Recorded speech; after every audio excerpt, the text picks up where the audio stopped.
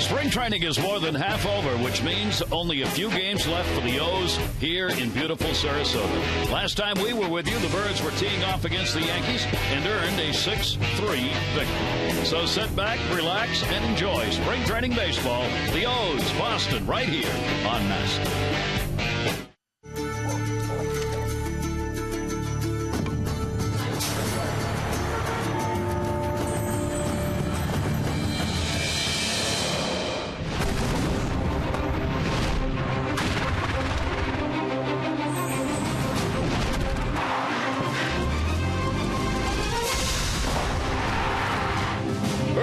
Springtime is Sarasota, Florida. Ed Smith Stadium's the site, and for the final time this spring, the Orioles will take on the Boston Red Sox here on another sunny afternoon. Hi, everybody. I'm Gary Thorne, and welcome. Before we get into today's game and the players we're going to see, we're going to talk about a player Orioles fans are going to see a lot of. It may not be this year unless you head down to the minors. He is a shortstop. Third overall pick, first for the Orioles 2010, Manny Machado. He has impressed everybody who has watched him play last year and this. An outstanding glove, tremendous range, and this season the Oriole players, each time he's gone out on the field, they have stood up and watched, because generally you're going to see plays like that when given a chance. Mike Bordick has had a lot of time to spend with him here this spring last year. Mike, what's the progression on that big shortstop? Well, he's had a great spring, and I'm sure Buck Showalter would like to see him up here as soon as possible. But he'll probably start the season in Double-A, I'm guessing. But chances are Frederick maybe. He helped the Frederick Keys to a championship last year, but he didn't quite dominate that league. I think they might like to see him and Jonathan Scope together again. We talk about developing so you can play at the major league level. In his case, what is it that he's got to do? Well, for the most part, this is a real young kid. He's kind of knock-kneed still, but I know last year in Instructional League we talked to him about developing leg strength, being able to get into his legs and sustain through a long season, a hard season of diving and getting the ground balls. So he's worked on that. He looks a lot stronger. He's getting into his legs a lot better at shortstop, just to see the ball better, and looks like a promising, quicker return to the big leagues than we had anticipated. Manny Machado has not yet been assigned, so as Mike was saying, not yet clear where he is going to start the season, but wherever it is, you can bet the Orioles organization is going to keep a very close eye on how he's doing. When we come back, we'll take a look at the starting lineups. Red Sox taking on the Orioles. Spring training, Sarasota.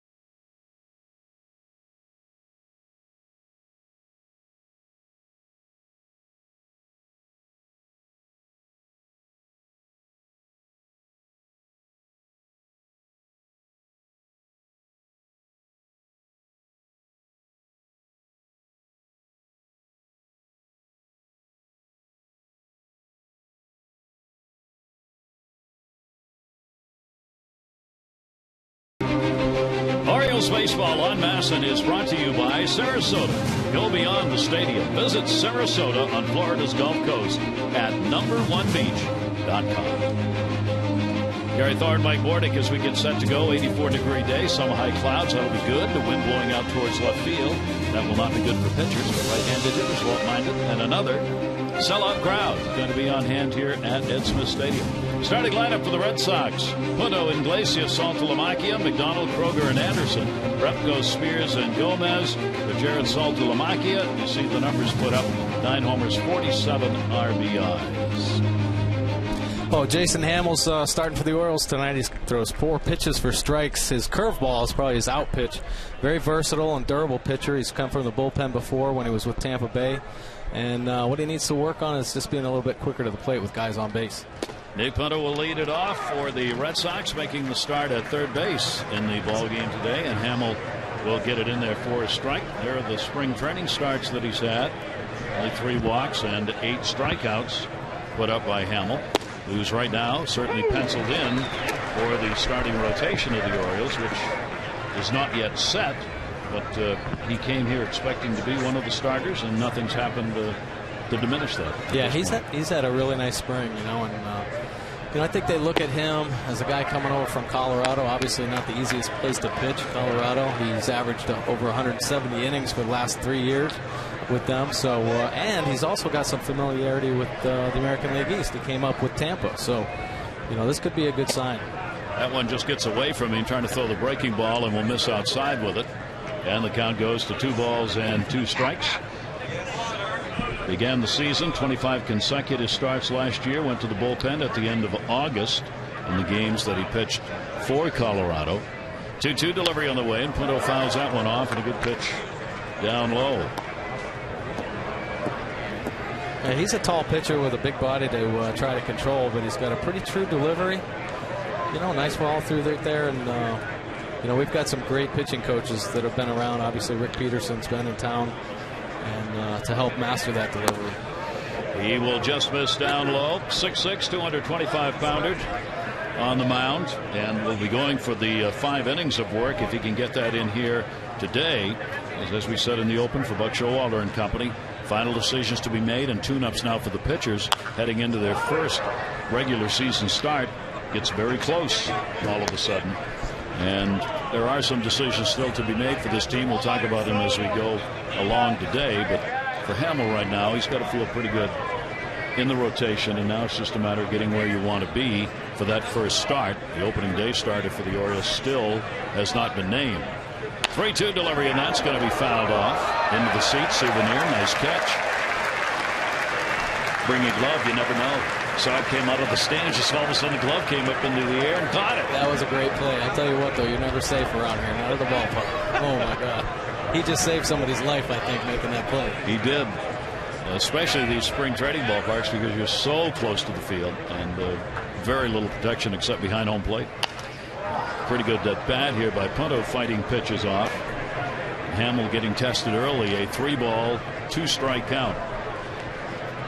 Rick Adair is going to be joining us, the pitching coach. He'll be on, and we will talk with him about the opening day starter, whether or not that decision is close when they want to make the announcement. Also an update what's going on with Brian Mattis and Zach Britton. Battle will be won by Jason Hammel this time. Lazy fly ball center field. Jones puts it away. 1 down.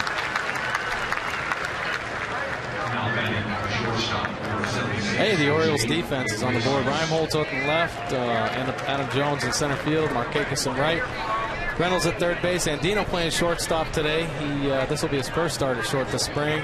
Tollison at second base, Nick Johnson at first, and Matt Wieters doing the catching. And here's Jose Iglesias writing an interesting story. Mike Aviles is supposedly the starting shortstop for the Red Sox when the season opens, and probably still will be. But Iglesias is really putting on a good enough show this spring that Bobby Valentine has not been willing to say who's going to be out there. He likes the way Iglesias is playing, and he wants to see a little more of him this spring.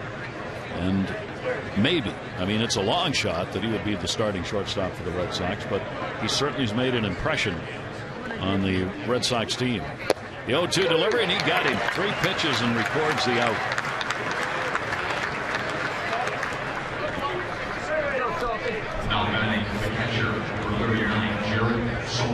just locked him up on a fastball away. You know, he was obviously, I mean, he had 2 strikes, probably looking for something like an out pitch in the dirt, split or change or something like that, curve, and just froze him up with that fastball away.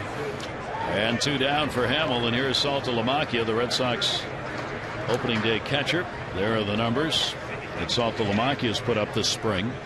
The Red Sox as a team are 9-7. They have hit .263. Opponents have hit .266 against them.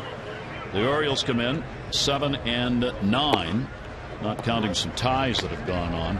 The Orioles hitting only .230 as a team. Opponents hitting .254 against them. The Red Sox have beaten the Orioles 3 times and tied them once here this spring. Hamill will miss inside with it, and a 2-ball, 1-strike count.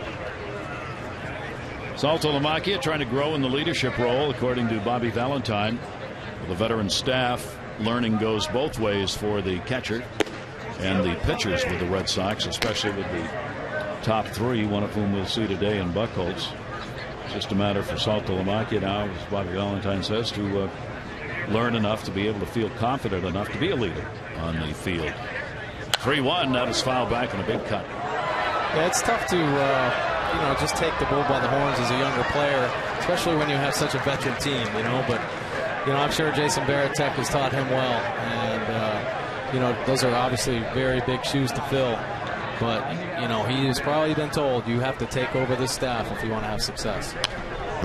That's going to be fouled back into the screen, and the count will stay at 3 balls and 2 strikes. Saltalamacchia is 26 years old to start the season. Major league experience at over 350 games coming into this year. Last year with Boston, played in 103 games at .235. 3-2 delivery, great pitch, nailed him down and in. So 1-2-3 inning for Jason Hamill, including a couple of strikeouts. This looks like regular season form.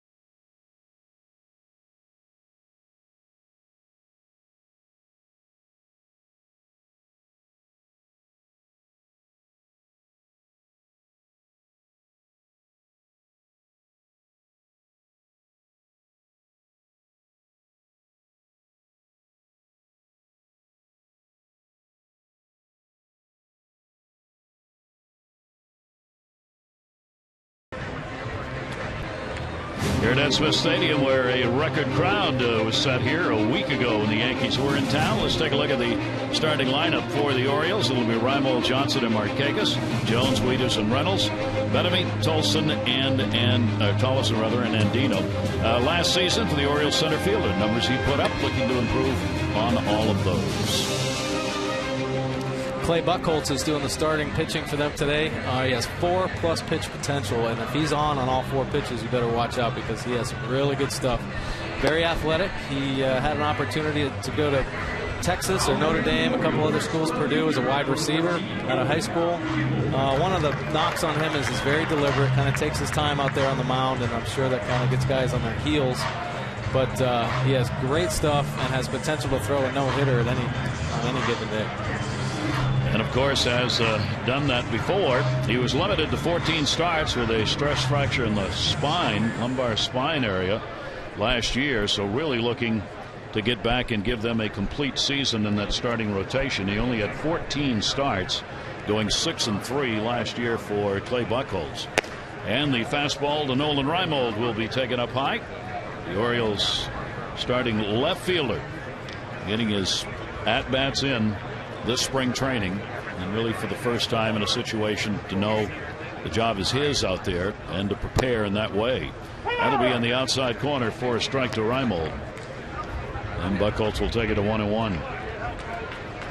Nolan trying to find a little power this season. He has not had a home run on the year. The Orioles as a team have hit 13 home runs while giving up only 8 this spring. 1-1 delivery. Reimold puts it up in the air. That'll be wind blown. Iglesias, the shortstop, with the best angle, and he'll put it away. Red Sox are starting Repko in left field. Darnell McDonald, former Oriole. Kroger in right field. Punto at third base. Iglesias at short. Spears at second base. Lars Anderson at first. And Saltalamacchia catcher. Talk about having a good spring. Nick Johnson is doing just that. You see last year numbers put up at AAA. Johnson hitting .300, going 9 for 30 so far this spring. No home runs, 3 RBIs for Nick. And in the words of Buck Showalter today, talking with the skipper before the game about the spots still to be decided on, he said of Nick Johnson, it's going to be very hard not to take him, meaning north. Yeah, he's had a great spring. You know, his track record speaks for itself. He's got an over .400 on base percentage. One of our goals this year is to increase our on base percentage as a team, and he is a perfect fit. Hit hard to first base, handled by Lars Anderson, and there are 2 down. 2 away here in the first inning. So Johnson more and more looking like he will be going with the club. Some power, some first base experience. Could be a DH. Wilson Betamete certainly is going to be the DH. At least that's the way it looks right now, going north. That'll bring up Nick Markakis. Nick, who had to play the DH role for the first week and a half after he was finally able to get back into games, coming off the abdominal surgery, now back in full swing, making the starts in right field. And Markakis now just trying to get some at-bats in. He's had only 11 at-bats in the A games, picking up a couple of hits. No home runs, no RBIs yet. And for Nick, it's just getting into regular season form, learning the strike zone, getting that down again, and just feeling comfortable. Well, that's true. You know, I think swinging the bat is fine for Nick. I think the worry is out in right field when he has to make drop steps and open up, going to his right in the gap and things like that, and how he is going to respond the next day. He's got a base hit. So Markakis is on with a single. But that's what Nick was saying this week. And apparently he doesn't feel he's really tested it yet about that quick break from a stop position in the outfield to go right or left. He hasn't done that yet. Right. He did make a nice play down in the gap the other day. Great swing by Nick. Boy, that's the swing we love to see. Sure doesn't look like anything's hurting the swing. No. You know, he's out here, he's taking aggressive BPs, and, you know, he looks great. And like we had talked about, you know, it's the defense that's the key and how he responds the next day. Can he go back to back? They'll be very careful early on in the season with him. Here's Adam Jones. A very fine spring. Adam started to pick the pace up.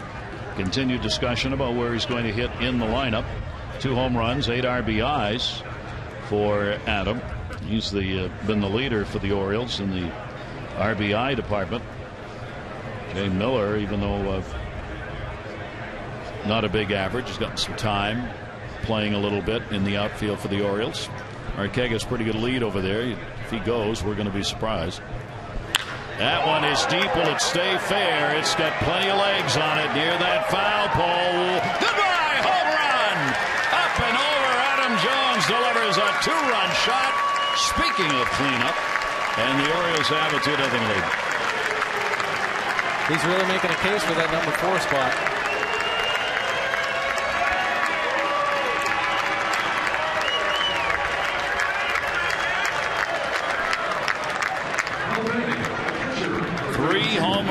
And 10 RBIs this spring for the Orioles center fielder. That was gone, wind or no wind. Yeah, he hammered that ball. It was up over the foul pole. Tough call there for Manny Gonzalez, third base umpire. Had to keep an eye on that. Here it is. He's obviously going to be aggressive early in the count, and he got a pitch up in the zone. Fence high fastball, and stayed. Ooh, that's a great swing. Great extension. Here's Matt Wieters. Matt's going after it. Diving. Throw to first, covering Buchholz, and he's able to find the bag. Nice play by Anderson. But a better inning for the Orioles. Orioles 2 runs, 2 hits. The Jones homer and a 2-0 lead.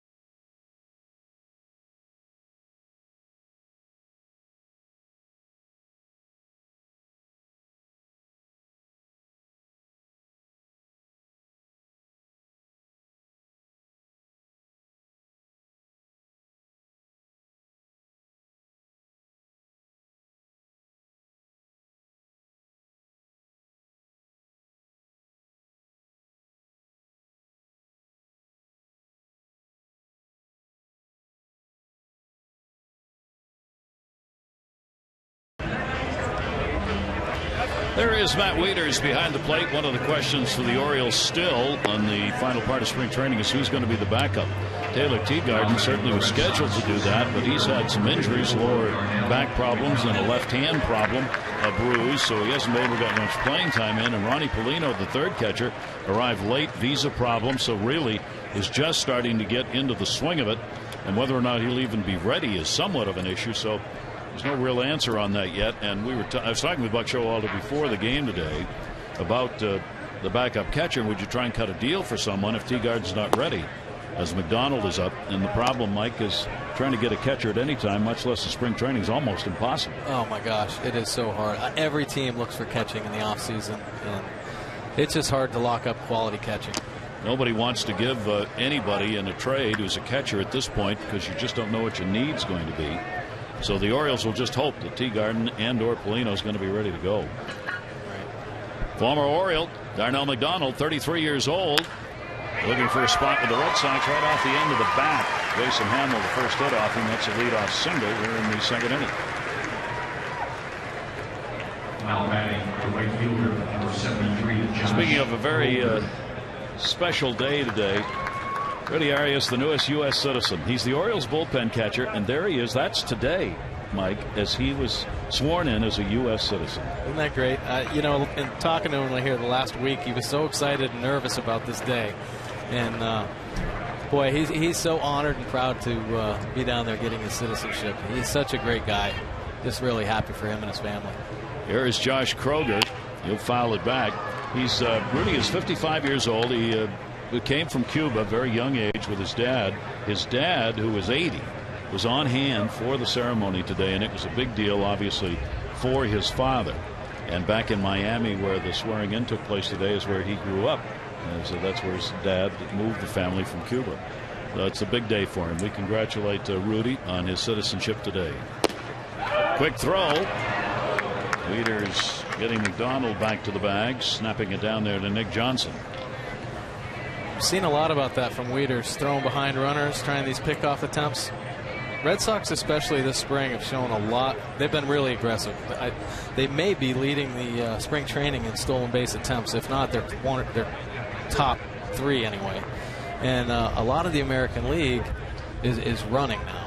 Tampa Bay, we talked about that before, very aggressive on the bases. So in order to keep runners, at bay and try to shut down that running game, Wieters has been thrown behind a lot of runners, along with our pitchers trying to be a little bit quicker to the plate. Yep.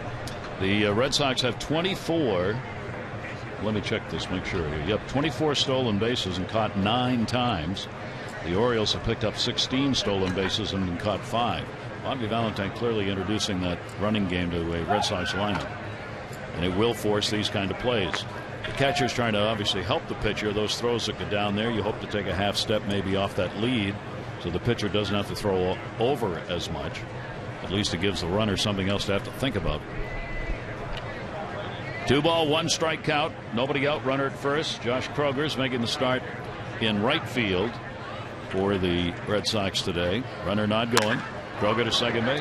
Taylor made. Tolleson couldn't do it. They'll get 1. Ball looked kicked up on him at the end. Steve's had a really good spring defensively. Unfortunately, that one I think just kind of kicked up. Spring training fields tend to get a little dried out with the wind and a little rough. And yeah, that ball kicked up and got him in the chest. Great job staying with it though and getting me out, obviously. So they get 1 but not 2, and a runner gets to second base in scoring position. That will be McDonald, and that will bring up Lars Anderson. Anderson getting the start at first base. Pretty darn good numbers. That's a 10 for 25, 400 batting average. He's drawn 4 walks, 8 strikeouts so far this spring. Anderson with some power from that side of the plate, and the fastball is going to way away, and Wieters got screwed up. Boy, Matt almost came out of his shoes on that. That was not the pitch he was looking for, and at the last second he had to move to the outside to haul that in. Whoa, man, oh man, that was an incredible play right there. 94-mile-an-hour fastball. And he's looking for a breaking ball, isn't he? Ball and making that play. That's a lot tougher than it looks, I'll tell you that. So he immediately went out and greeted Jason Hamill. Jason, let's go over the signs one more time.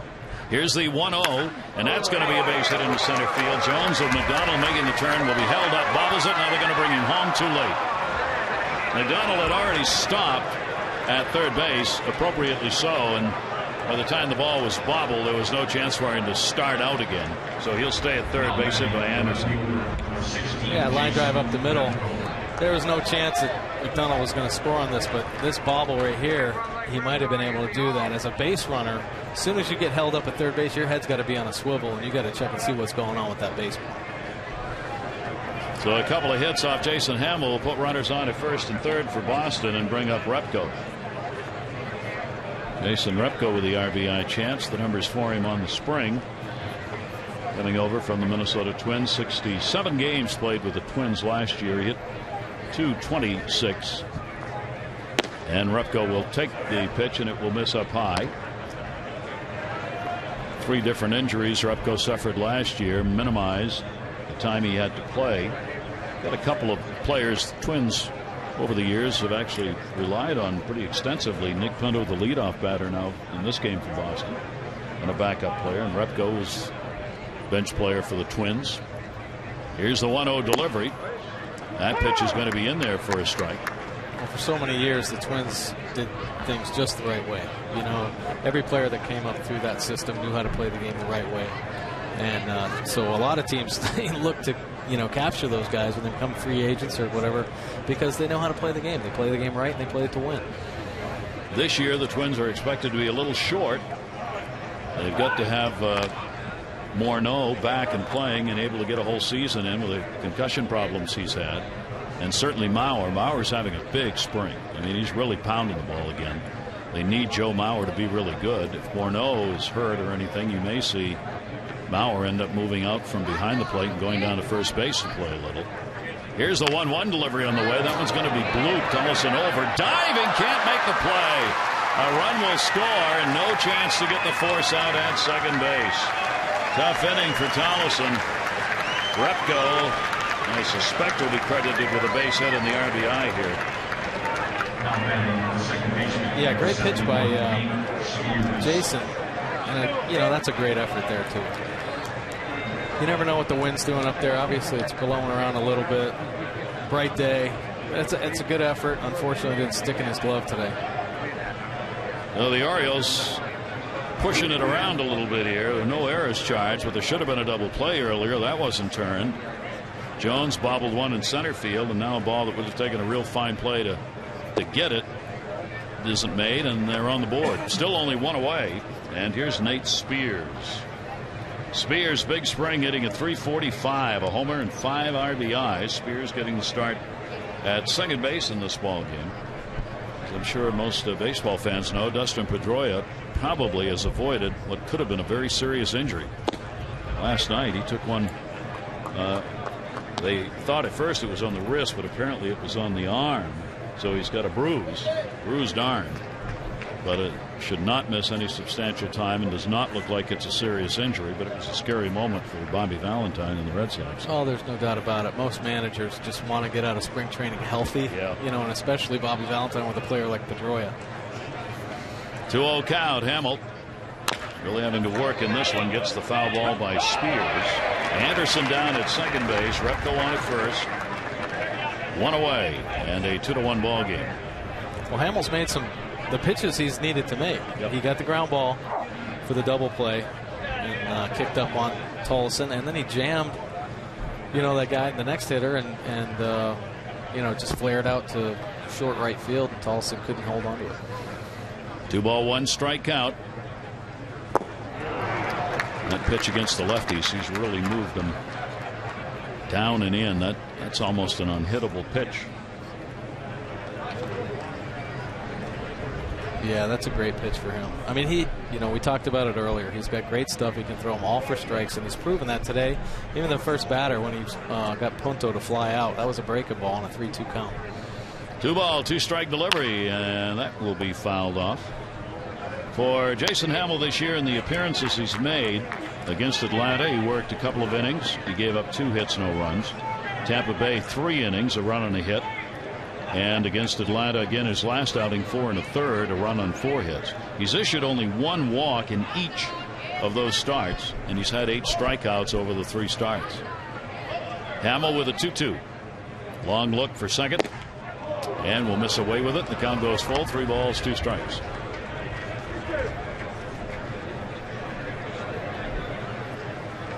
Good time for that ground ball right here. And get that double play. Sure. He's thrown a lot of pitches first 2 innings. Nick Punto started the ball game off fouling off a few, so that right away extended the number of pitches thrown. Here's the 3-2. Runners are going. Oh, Bobby Valentine puts him in motion on the 3-2 with 1 away. Trying to stay out of the double play.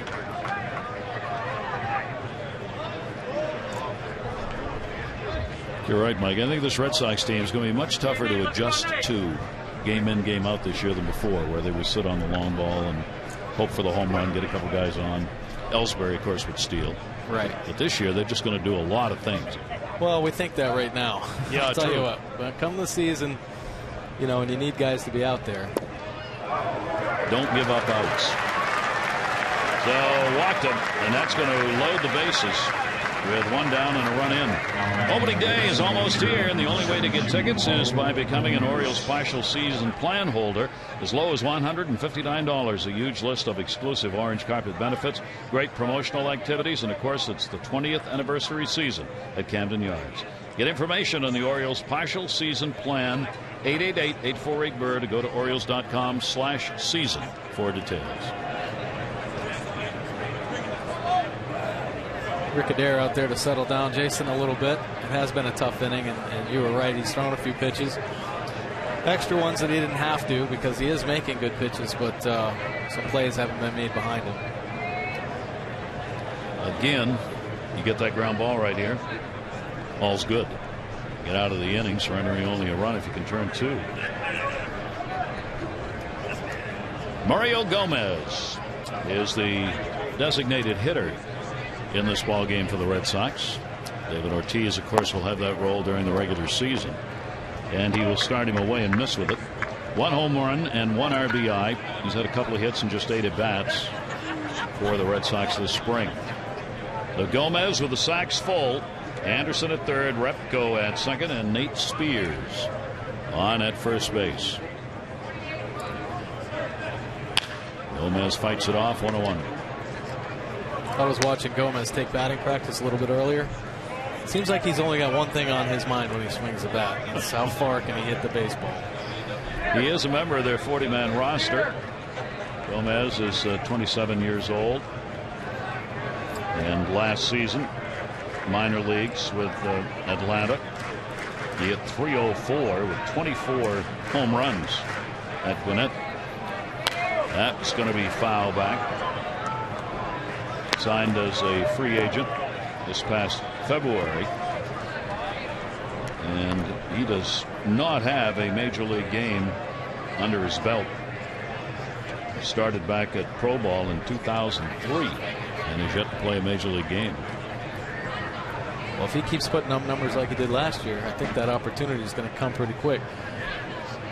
Here's the 1-2 delivery to him, and down to first and foul.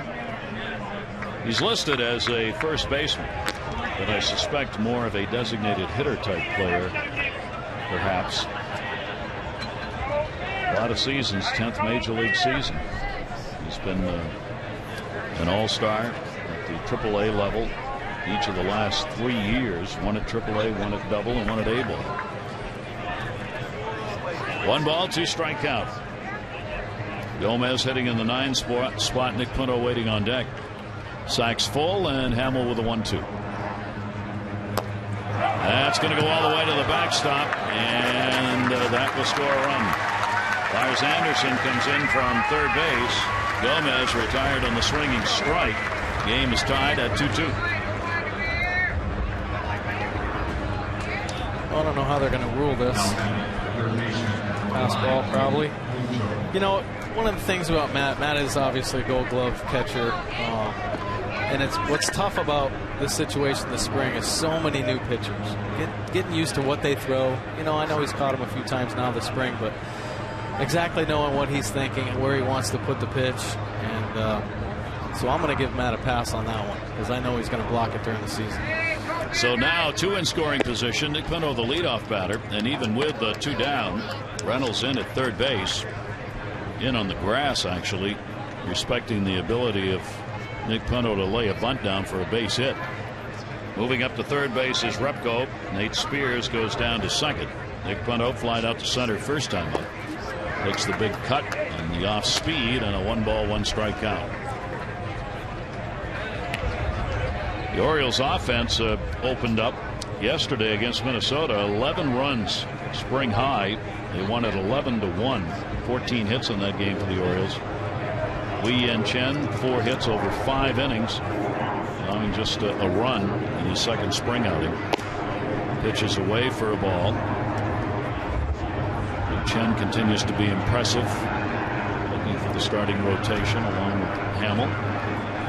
Arrieta certainly is going to be there. Hunter, Ryan Mattis, if he stays consistent here for a couple more starts. He's had a good spring. 2-1, foul back, and that will even up the count. 2 balls, 2 strikes. Pretty amazing what a little bit of competition does for guys. It seems like they've all stepped up and had good springs. The Orioles certainly need that. That starting pitching, an absolute necessity in the Orioles last year with a very high starter ERA. Nick Punto, 2 ball, 2 strike count. And the fastball away. So Hamill's had to work deep in these counts. Another 3 ball 2 strike count with 2 down. Repko will get his lead at third and Spears off at second base.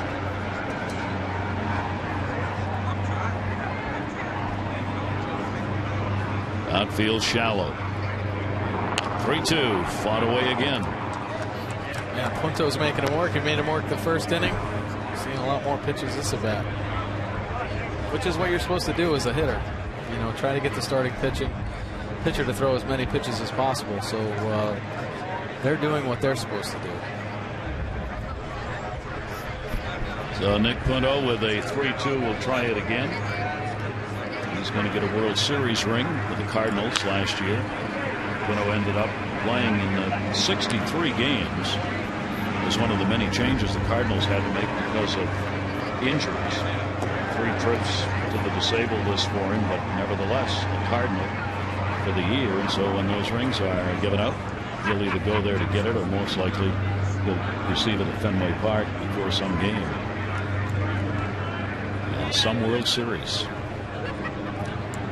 Freeze, is a kid named Freeze that plays. Unbelievable, huh? Out of nowhere, just becomes a rock star. I did the World Series last year. I do international baseball and did the World Series. And Tony La Russa said in the League Series, we were meeting with him, and he said, I'm telling you right now, there's a kid named Freeze I got at third base. Watch him. He's really good. And that was before any of this had happened in the playoffs. And lo and behold, he was on the mark on that one. 3-2 delivery, breaking ball. He walked him. So the second walk surrendered. Both have come in this inning, and it gets even longer for Jason Hamill. They're loaded again with 2 down. And Iglesias coming to the plate, the number 2 hitter.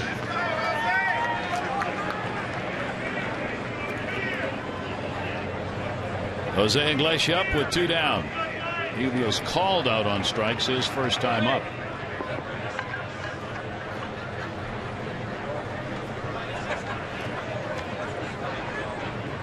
Hamill out of the stretch. The sack's full. Breaking ball.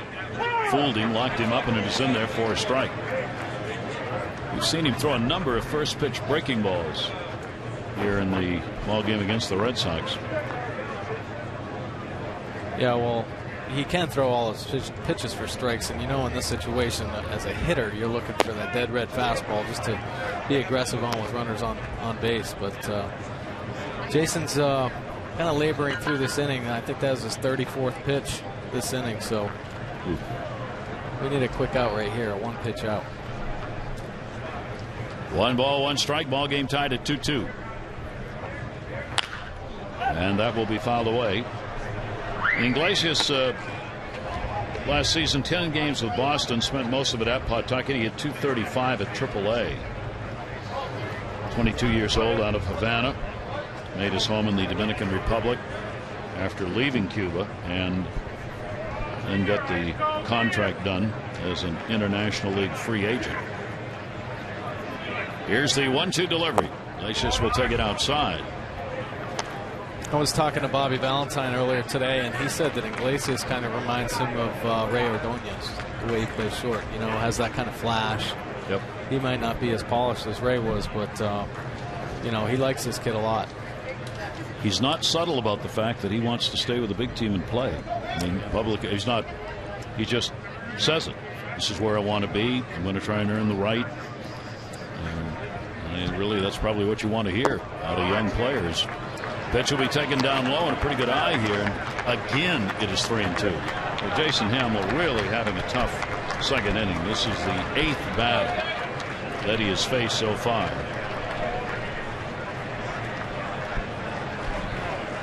And at this rate, he is not going to get 5 innings in this ball game. 3-2 delivery, and he got him. Oh, the battle finally over as he gets the strikeout. He's got 4 in 2 innings with a couple of runs in, and the ball game's tied.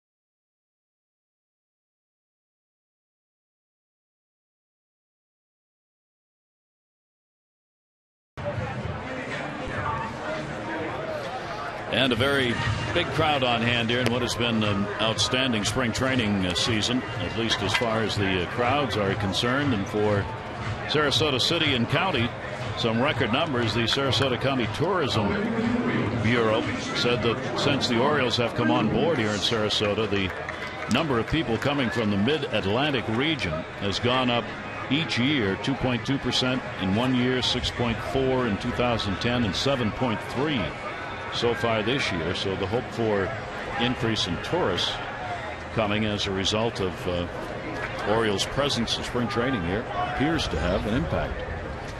It's good news for Sarasota and for the O's. Well, it sure is. You can't go wrong down here. Well, you alluded to this before. I mean, with the Red Sox just down the street, the Yankees up in Tampa. You know, if you're a fan of the American League East, you got the Blue Jays right up the street, and obviously the Phillies as well. Yep. It's great. It is a great location. Here is Mark Reynolds. Orioles third baseman Clay Buchholz a long time on the bench watching after that first inning, and the pitch will be up high.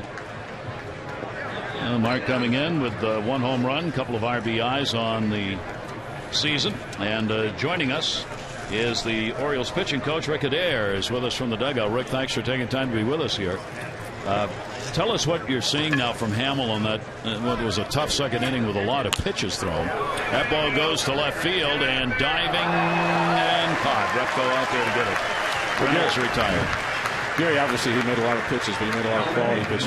I just counted up over the first 2 innings and 60 pitches. I think he had 25 foul balls, so they worked the count, and they shortened up on the 2 strikes, and he made a lot of good pitches, just one of those days. He did make good pitches, and unfortunately, anyway, hey, Rick, this is Mike Porter. Hey, Morty. You know, he made some good pitches early in that inning, too. He had that double play ball that kicked up on Tolleson, and he also got in on Repko for that little flare over there in short right field. So, you know, I agree, and unfortunately, you know, that ended up, you know, adding to that pitch count. Yeah, I mean, he hung the breaking ball to McDonald, I think the second pitch of the inning, and then I think Anderson hit a ball pretty decent off of him. Really the only 2 bad pitches he made that inning. And, you know, those guys put some good at-bats on him and kept him out there. And we're going to end his outing and let him do a little bit more work in the bullpen, because 40 pitches in 1 inning is obviously quite a lot at any time, especially this point in time in spring training. Here's Wilson Betemate for the Orioles, designated hitter, as he's expected to be when the season starts, and the off-speed pitch for a strike. Can you talk a bit, Rick, about Brian Mattis and where he is in earning a spot in the rotation? Well, Gary, obviously he's much better. I mean, he's done a tremendous job this offseason with his conditioning. Brady Anderson done a great job in getting him stronger and really staying on top of Brian from a discipline standpoint. And he came in, he's put on really good weight. He has a great look in his face, and he's produced, and he's seen a lot of rewards for the work that he's put in, and we're just excited about everything he's doing. How about the competition this spring? It seems like they've done a great job. Every pitcher is putting up the numbers that we like to see. What are your feelings about the competition for this pitching? Well, Brady, I think, Morty, I think it's more important. I mean, the numbers are what they are in spring training, and you can get deceived by, you know, the numbers either way. But I think what we've seen in terms of, you know, the quality of stuff and how they're located and how they're going about their business, I think that's the real barometer of the competition. And you've been here and you've seen it, and it's fun to watch, and it's creating a lot of depth and options for us in the rotation. When do you want to name the starter for opening day? How much does that matter as to when it's done? I don't have to do that. Yeah. But again, it's we have some options, and some guys.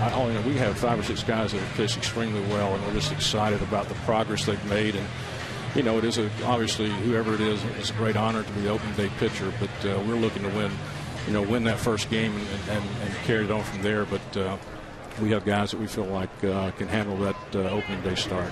Steve Tolleson come on to 2 outs as Buchholz gets the strikeout, his first of the ball game. Do you like to go left-right during the season? When you set up a rotation, do you take that into consideration, or does it matter to you? You know, Gary, that's a great question, and I really don't know. I mean, I've been in situations where you've had 3 or 4 left-handed starters and 1 right-handed starter, and then you had 4 blowers coming out of the bullpen that were right-handed. I mean, really, how your bullpen complements the rotation and vice versa is what counts. And I think we've got a good mixture. Question on the closer. Have you told the closer you're the closer?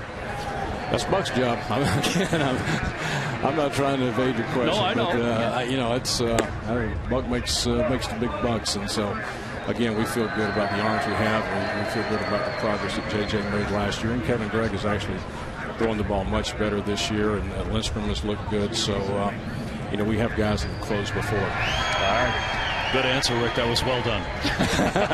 Well, I got some ideas from Bordy. He told me the questions that might be asked today, so I practiced real hard. I just knew he'd do that. Yeah. Rick, thanks very much. We appreciate it. We look forward to the season with you. All right. Appreciate you guys having me. All right. Look at there, the pitching coach for the Orioles. And it's, of course, about Jim Johnson and Greg, whether or not they're going to still have that battle going on. It certainly is expected Jim Johnson would be the closer, but not officially announced yet. Cullison pops that one up to right field. Kroger's there to haul it in, and Buchholz has a quick 1-2-3 inning. It's the Orioles and the Red Sox tied at 2.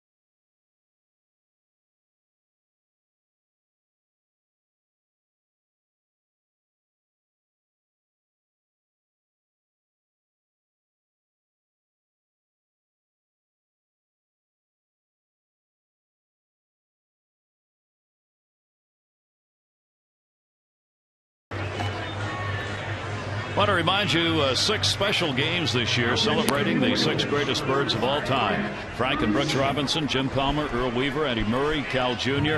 It'll be the Orioles Legends Celebration Series package. You get a ticket to each game when these larger-than-life bronze sculptures are going to be unveiled at the ballpark. Great chance to see some history made on this 20th anniversary of the yard. 888-848-BIRD or go to Orioles.com/legends. Harry Thorne, Mike Bordick, and here is Brad Bergeson coming on. As you heard Rick Adair say, enough for Hamill because of the number of pitches thrown. Yeah, that was said he threw over 40 pitches. That's just a little bit too much for him to try to extend it through the spring. So they're going to get some extra work down in the bullpen. So Bergeson will come on. One of the pitchers who once upon a time was certainly in line to be in the starting rotation and was. 1-0 delivered to Saltalamacchia is swung on and missed. For Bergeson, this is going to be his 5th outing. Couple innings against Tampa, gave up nothing. Another game against Tampa, 2 runs, 3 hits. Another game against Tampa, no runs, 2 hits. And then against Boston, he gave up 3 runs on 3 hits and 2 innings in his last outing. Brad Bergeson, and a 1-ball, 2-strike count. Saltalamacchia struck out his first time up. McDonald and Kroger to follow. The Red Sox 2 runs, 3 hits, and left the bases loaded with 8 coming to the plate. Second inning. Don't like to see that. Let that ball go. Yeah, it seemed a little late there, and then Berge holding on to it. That puts a little bit more strain on somebody's shoulder than people realize. Yeah, just throw it, right? Yeah, let her go. Doesn't matter where it goes. No. Timeout's already been taken. Clemens would have probably thrown over his head. I don't know why you'd say that. Here's the 2-2 delivery, and that's going to be away. And the count goes to 3 balls and 2 strikes on Saltalamacchia. Bergeson, he'll walk it. For Hamill, he would work a couple of innings. He gave up the 2 runs on 3 hits. He struck out 4 and walked 2. Leadoff man on. Here's Darnell McDonald. You know, it's kind of nice, though, that Rick Adair pointed out that, you know, he made so many quality pitches, though. So, you know, taking a positive out of that, you know, and hopefully keep his confidence up, because he, I think, is going to be a major contributor to our success, hopefully, this year. Certainly, along with Jason Hamill, Arrieta, Tommy Hunter, Chen, Wing-Yin Chen, Brian Mattis. I got to believe if Buck Showalter was making a decision on the starting 5, it would go, that's it. Simone is going to be out for a couple more days. Buck telling me this morning that he's got that groin problem. They had hoped to throw him either today or tomorrow, but they're not going to. They want to play it safe. So Alfredo Simone's going to have a couple of days off. That's going to go into right field. Half cut right there, but it's enough. Somehow he was able to get that bat up on the ball on a pitch that he was struggling with, and there are 2 on. He's 2 for 2. Pretty good. I mean, he pulled the ball earlier on a hanging breaking ball on his first at bat, and pretty good job of just backing that up and going the other way with it, kind of taking what Bergeson gave him and shooting it to right. So runners on at first and second. Red Sox now with 4 hits in the game. Josh Kroger getting the start in right field.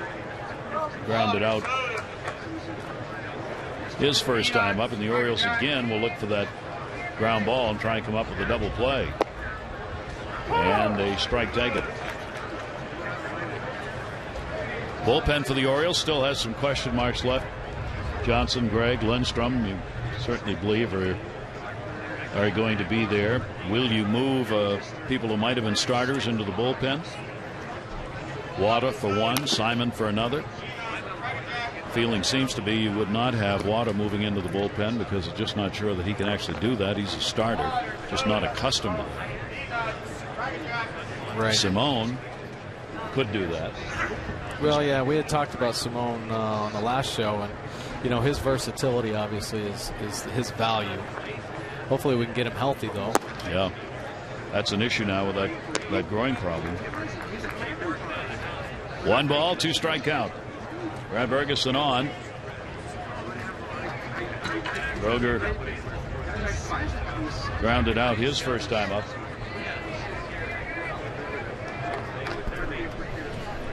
One and 2. And just missed inside. Tried to lock him up on an inside pitch, and the count goes to 2 balls and 2 strikes. Had a lot of deep counts already today. Yes, a lot of 3-2 counts. A lot of patience here as the Red Sox. It's another thing, obviously, they are noted for, and showing it in this game. There's another ground ball chance, Phillison. There's one. Relay over to first, and they get the 2. Good play by Andino. And Tollison teaming up, second and short. Yeah, well, this ball didn't come up on Tollison at all, and he was able to handle it cleanly, give Andino a nice feed. Plenty of time to turn that double play. It's good to see Andino over there at shortstop. You know, you don't know how this year is going to play out, but you know, all our hopes are that J.J. Hardy plays 162 games at shortstop, but if for some reason he can't, Andino would probably be the guy that slides over there. And Andino proved that he could handle that moving around so well last year. Yep. So now runner at third base. There are 2 down, however. RBI chance on the ground ball. That is going to be fouled off. Lars Anderson at the plate. J.J. Hardy is not playing today because he's got a bad shoulder. And Buck Showalter told me this morning it's probably going to be a couple of days. Another one of those situations where he thinks it's just that time of spring training where you develop a little bit of a little pain there. He said it's the kind of thing during the regular season you'd be playing, but you don't want to risk it here. So with the shoulder hurting, Andino gets the start at short, probably will again tomorrow. All right. You know, sore shoulders and spring training go hand in hand. For some guys, it goes away, you know, after a couple days. For me, it never went away. Just had it all year, huh? Yeah, for about 10 years. 10 years of sore shoulders. Yeah. It makes the game fun. That's when you have to learn how to have a quicker release and, you know, make up that time. 2 ball, 1 strike count. There are a lot of little nicks going on right now for the Orioles. like Showalter was talking about this morning when I was with him. Endy Chavez is also shut down here for a couple of days. He's got a groin problem. Well, he's been on base so much this spring. That's right. He's doing so much running. That. Again, he said if it was regular season, Chavez, if he was scheduled to play, would be playing. Jay Miller, the backup outfielder, he's got a knee problem that's bothering him. Again, something they just want to take a look at. They don't think it's a serious problem. Nevertheless, they are things to be concerned with. And another walk is drawn here. That's 4 walks picked up by the Red Sox so far. Bergeson's given up 2. Here at Ed Smith Stadium, great to have you on board as the Orioles and the Red Sox for the final time this spring go at it. Gary Thorne, Mike Bordick with you in a 2-2 ball game. Red Sox getting a lot of base runners here in the first 3 innings. Here's Repko. He had an RBI single his first time up. Another run in the second inning, scored on a wild pitch. In the air, left center field. Jones is there, and that's it. Gets the out. No runs, 1 hit, no errors, and a couple left on base. Red Sox have stranded 5 over the last 2. Tied at 2.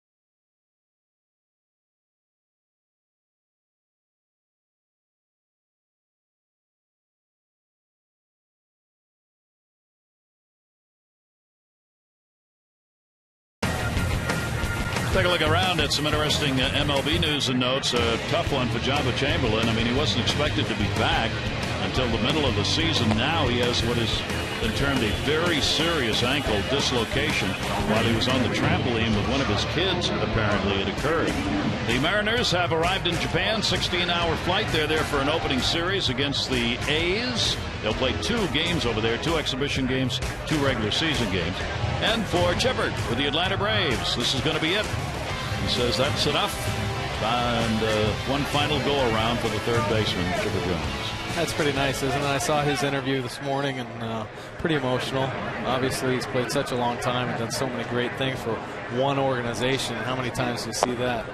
Not frequently enough. You know, obviously we had Cal Ripken here, which is great, but truly Atlanta's son there did such wonderful things. Bobby Cox was one of the first to make a statement regarding Chipper.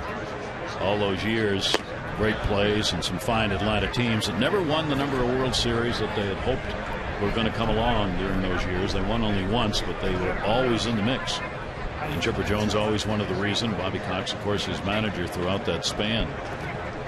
Here's Andino playing at shortstop, batting in the number 9 spot for the Orioles. Clay Buchholz on the mound, and Andino just kind of drops his hand off the bat and goes, what am I supposed to do with that? Yeah, that was a big breaking ball right there. 12-6. Kind of locked him up. Man, nasty pitch. Buchholz 5-3 lifetime against the Orioles.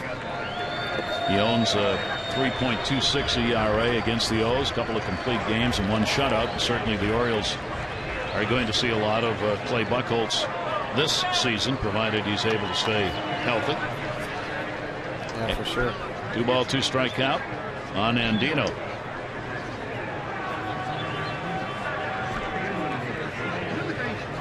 And the 2-2 fastball will miss away. You know, a lot of times when you see hitters, knees buckle on breaking balls and stuff like that, it's because the pitcher's delivery, their release point is consistent on all their pitches. And when you have a breaking ball, that release point coming out of the same spot, but it looks like the ball is coming at your head, that's when you get those knees to shake a little bit. 3-2 delivery. Buchholz will walk it. That's not where he wanted that one. The Orioles will certainly take that. First walk by Buchholz. Look at our Twitter chatter. Sounds like a children's book, doesn't it? Joe Torre has come back to Major League Baseball, the executive VP for baseball operations. He just left to join one of the groups that was in negotiations to try and buy the Los Angeles Dodgers. He had joined the group, the Caruso-Torre bid, as it was called, but apparently now, with Joe coming back to MLB, the Caruso group has pulled out because of the news story saying the court, the current owner, refusing to include or negotiate the parking lots as part of the sale. He's trying to keep the parking lots, and he is, remember, he's made his money off parking lots in Boston. That's where McCourt put some money together that allowed him to buy the Dodgers in the first place. He runs a lot of parking lots in Boston. Close play at first base, ball dropped, Andino back in. So Torrey's back at MLB, and the Dodgers still in negotiations regarding the ownership of that team. There are, I've lost count now. I think they're down to 4 groups that remain trying to buy the Los Angeles Dodgers. Any interest? If you'll put up the money, I'll hold a press conference. How about, I don't know how many of you saw the Forbes yearly article about baseball teams and the value on each ball club and how much they've gone up. The Los Angeles Dodgers, the price of the team went up 75% from last year. Wow. $1.4 billion. The second team on the list only to the Yankees at $1.8 billion. And the reason for it, the television contract, according to Forbes. The new deal that was struck, a long-term deal, TV money, has made the difference. And even though the Dodgers have had all their problems, it still went up 75% because of the deal they cut with Fox Sports. $2.5 billion in the television contract for 17 years. Unbelievable. It is. It's amazing. The money you draw by being here for your second game has changed everything in MLB. Oh, yeah. Nolan Reimold popped out his first time up. That's going to get down to third base. Nick Punto's got it. There's one. Relay Spears. So all of you have not seen the article and now saying, all right, where are the Orioles? All right, I'll tell you. The Orioles are ranked 19th in overall value at $460 million, up 12% from last year in value. The bottom 2 teams in Major League Baseball, the bottom teams, the Oakland A's, even though they went up 5% in value, they're at $321 million, and the Tampa Bay Rays are 29th, valued at $323 million. They were down 2% from the year before. That's their problems with attracting crowds and the ballpark they play in. Isn't that too bad? It is. I mean, especially when you see these venues down here in spring training. Obviously, people love baseball down here. And you know what? This isn't all just tourist stuff. There's a lot of local people that appreciate good baseball. And Tampa, every year, puts a product out there that there's exciting baseball, you know? Especially after what happened last year. My goodness. The real telling sign, I thought, was when they were in the playoffs, they could not sell out their ballpark. Yeah, too bad. I mean, when that happens, you know you got a problem. And in this day and age, trying to get more money from local communities to build new ballparks is very tough to do, and legitimately so. Nick Johnson up, 1-2 count. You know, honestly, Mike, I don't think Tampa Bay area can support a Major League Baseball team. Yeah. I honestly don't. I just don't think it's got the makeup population-wise as far as the demographics are concerned. Even if you move it to the other side of the bridge into Tampa, I'm not sure that the football-crazed area is able to support Major League. It's one thing for them to be able to draw 6,000, 7,000 for how many spring training games? 15, something like that, maybe. Right. It's another thing to ask them to do it for 81 games regular season. I mean, I may be wrong about that, but I've always felt that way. And I'm not even sure in Miami with the new beautiful ballpark they've got, air-conditioned, open, roof, retractable, all that. I'm not sure that the Miami area can support a major league. Yeah. I don't know. I know they've struggled in the past. We'll see with the new ballpark and a really good team. I mean, they're good. Marlins are going to have a good ball club. Sure. In the air to center field, McDonald. That wind's blowing that way, backing it up. That's going to be over his head. Take a bounce up off the top, and Nick Johnson continues to hit. He gets a double here in the third inning with 2 down. It's definitely Nick's strength going the other way, and he drove that ball in the gap. A little bit wind-dated, I'll give him that, but he got out there really well. And boy, if Nick Johnson can be in our lineup consistently, that's going to make us that much better. He's a veteran presence, 10 years in the big leagues. Buck's concern with Nick obviously is his health. The last few years he's broken down a little bit, but he's coming into camp 100%, and he looks great. And putting up the numbers. Here's Markakis on a single scored. Adam Jones had a 2 RBI homer in the first inning, accounting for the Oriole runs in this 2-2 game. Repko an RBI and a wild pitch scoring the other one for the Red Sox. Now the question is, to get Nick Johnson into the lineup, how do you do it? Well, you got to obviously mix him up a little bit. I wouldn't think Buck would put him out there at first base, on a regular basis, just for the fear of the health, But somehow to keep that bat in the lineup, mix it around with Betterman and Davis. Yep, that's what it's going to be. I agree with you, Mike. I think that's why one of the things Buck is saying between the lines, when he talks about, I'm not going to have set lineups, I'm going to have a lot of lineups as the season goes along. That's one of the reasons if Nick Johnson makes the ball club. You've got to find a place to get him in, and it's got to be at a different place because the other guy's got to play too. Sure. The Davis, you want to see what he can do a full season playing at first base, getting the full 500 at bats. You want to see what Betterman's going to do in the DH role. In the air to left field. That wind may carry that one into the seats. And he got it. Give me a sign. What a goodbye home run. That was close. Manny Gonzalez, third base umpire, waited and waited to see whether or not he actually had it. It's another home run. This time Nick Markakis gets it, and it's good for 2. And the Orioles have a 4-2 lead.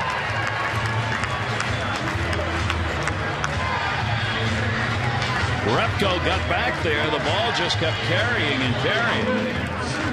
And then he made a nice jump and an attempt. Couldn't quite get it. So Jones and Markakis had the homers. He did make a great effort on that ball. That wind kept pushing it. It had the height. Good to see Nick put together some good at-bats. And, he's squaring up, barreling the ball. He barreled up that ball. I mean, if it was at Fenway Park, it would have been a double off the wall. So here he is. Off-speed pitch, waited for it. Got great extension. That wind just pushed it off. Oh, he made glove contact right there, too. Right off the end of the glove, but it was clearly out of reach. Here's Adam Jones up. Jones will go to short. He's got a base hit. So Adams 2 for 2 with a homer and a single. For Nick Markakis, that's going to be the first home run that he's picked up on the season. The Orioles now, as a team, with 15 home runs, out homering opponents, 15-8 this spring. Well, that's got to make him feel good, especially the other way. Even with the wind blowing him in, he got enough that he hit it hard enough. He did. And here's Matt Wieters, who grounded out his first time up. It's nice to see some good at-bats being put up here against Clay Buchholz. Buchholz is a quality pitcher. I mean, he could be a number 1 on just about any staff. And the Orioles have faced a lot of 1-2 pitchers all spring. They have faced some tough pitching. John Lester is going to be their opening day starter. Buchholz won't be far behind. Lester's doing it for the second time. Should mention the loss of Mel Parnell growing up in Maine. Parnell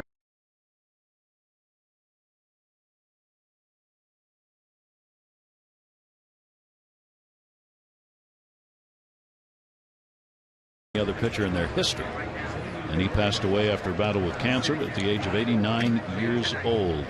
Passed away on Tuesday, Mel Parnell. Matt Wieters at the plate, a 1-0 count, 2 down. Wieters grounded out his first time up. Orioles now 4 runs on 5 hits. The Red Sox 2 runs on 4 hits. Red Sox defense has a little bit of a shift on here with Wieters. Be interesting to see if teams follow up on that, as the Red Sox have done this spring. With Iglesias, the shortstop, way over, they moved the third baseman to the shortstop position. Second baseman in shallow right field. Not a complete shift, of course, with Adam Jones on at first.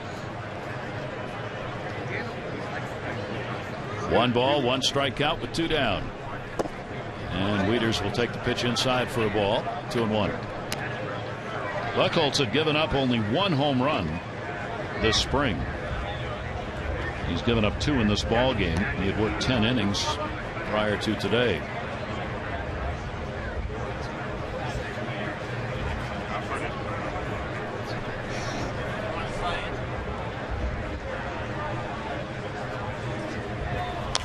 One foul back. We were talking about how Buchholz, he's a slow worker. I mean, it's just his nature. When you're an infielder, a position player, what do you do when a guy like this is on the mound to keep yourself ready?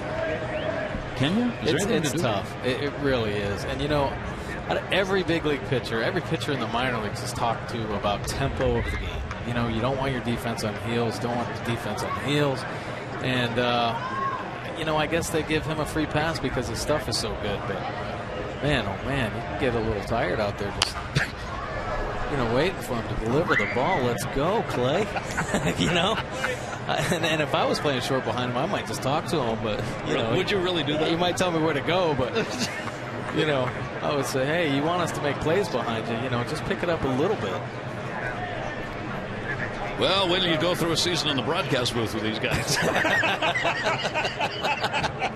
You think it's slow out there. You bring a thesaurus for these games. 2 balls, 2 strikes. Jones on at first base. And that's going to be down low. Buchholz has had his problems with his follow-through at times today. He's looked down at the ground a few times, kind of bumped around. Just hasn't been real happy about where he's planted that front foot. And the count goes to 3-2. Yeah, I don't know that many pitchers like this mound, and I'm not knocking our grounds crew or anything, but I've heard pitchers talk about it, whether their foot sticks too much in it. I mean, I'm not a pitcher or a mound expert, but I have heard some complaints about this mound. 3-2, 2 down. Jones will be taking off. They won't hold him at first base. Adam running down to first and foul, and he will come back. And Kirby doing his impression of a sumo wrestler.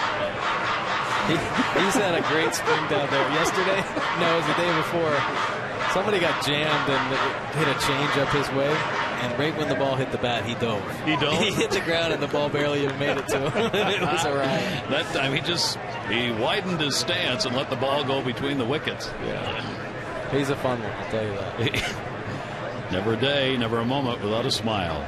Jones ready. 3-2 delivery by Buchholz. Touchdown to first again. This time he feels it, not cleanly, and surrenders it to the crowd.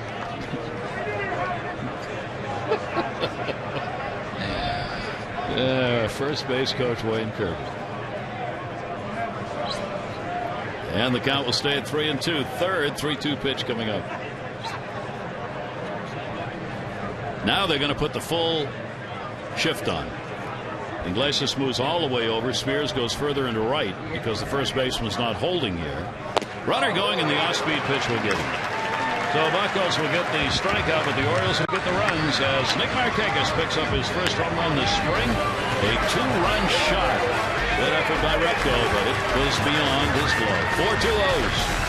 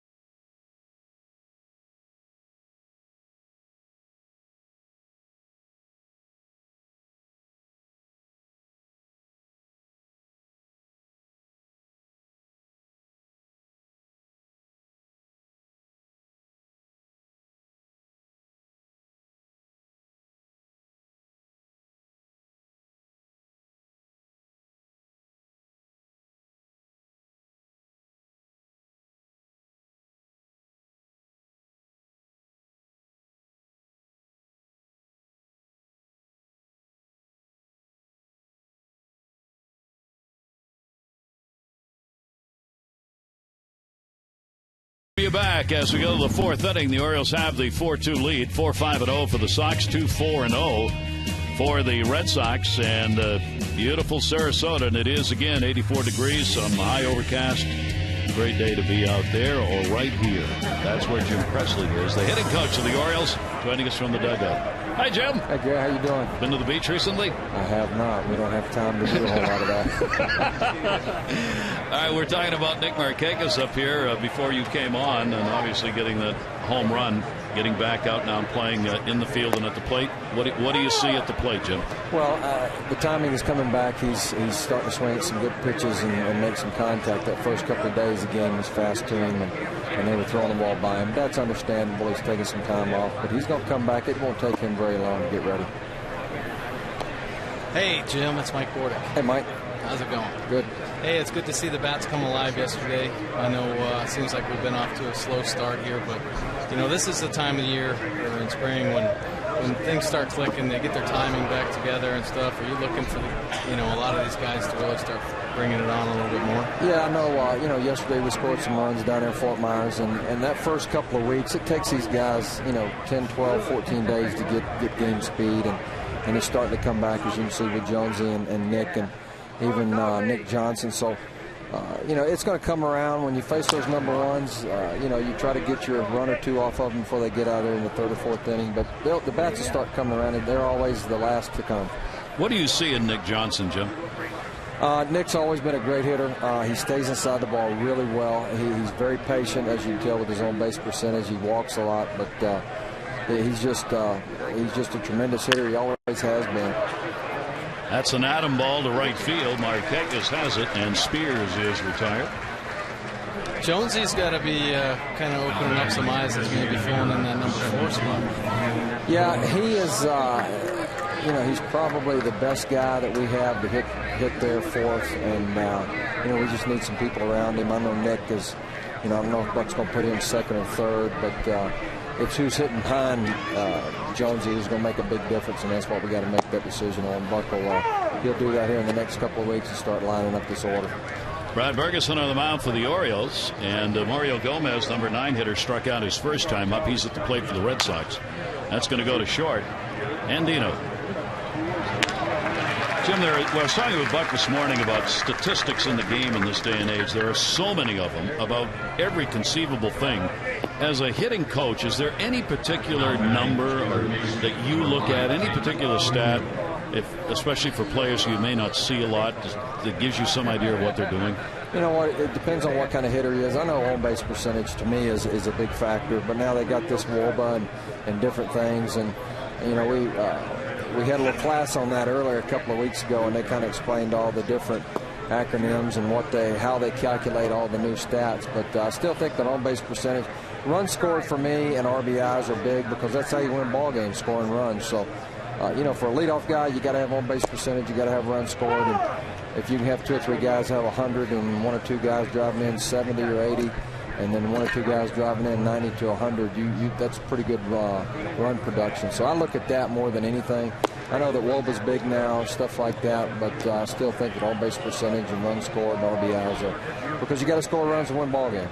Like Showall, the page of the compliment I was talking with this morning, he said that they were going through all those stats with us coaching-wise, and they were talking about guys Jim Presley had seen play.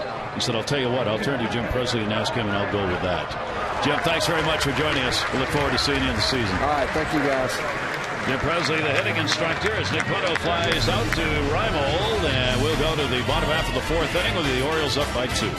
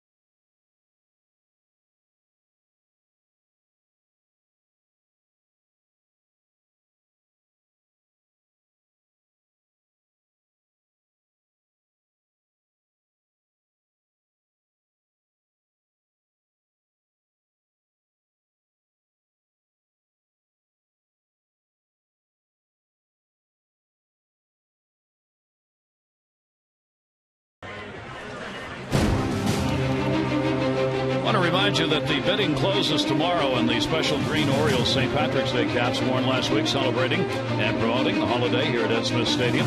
Players have signed those. They are available. Proceeds will benefit Keep Sarasota County Beautiful, nonprofit environmental organization here in Sarasota County.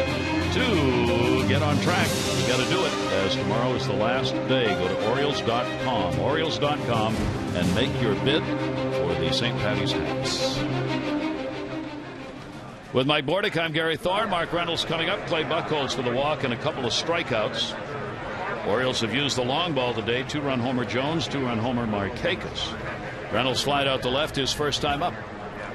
Buchholz with the overhand breaking ball. And that will miss for ball 1. There aren't many pitchers who have a breaking ball that moves as much as the one by Buchholz, are there? I mean, you can sit way up here and see it. I mean, it really moves. It sure does. Outside corner, strike to him, and a 1-ball, 1-strike count on Reynolds. Working hard at third base to improve his glove game. A lot of work in the offseason. Took weight off. More agile coming into the spring. 1-1 tempted. He was out there this morning with Bobby Dickerson and DeMarlo Hale. 8:15 this morning, getting some ground ball work at third base, just working on some footwork and things like that. Get that first step going for him. He has been upfront and honest about the fact that his play at third base last year was not good, and that he wants it to be much better. 2-1 delivery and a check. There he goes. Yep. Quinn Walcott, the first base umpire, and a 2-ball, 2-strike count. The other thing I noted last game we broadcast, Reynolds, the strikeout thing, he's only struck out 5 times and drawn 8 walks. I mean, even in spring training for Mark, that's pretty good. It sure is. Here's the 2-2 from Buchholz.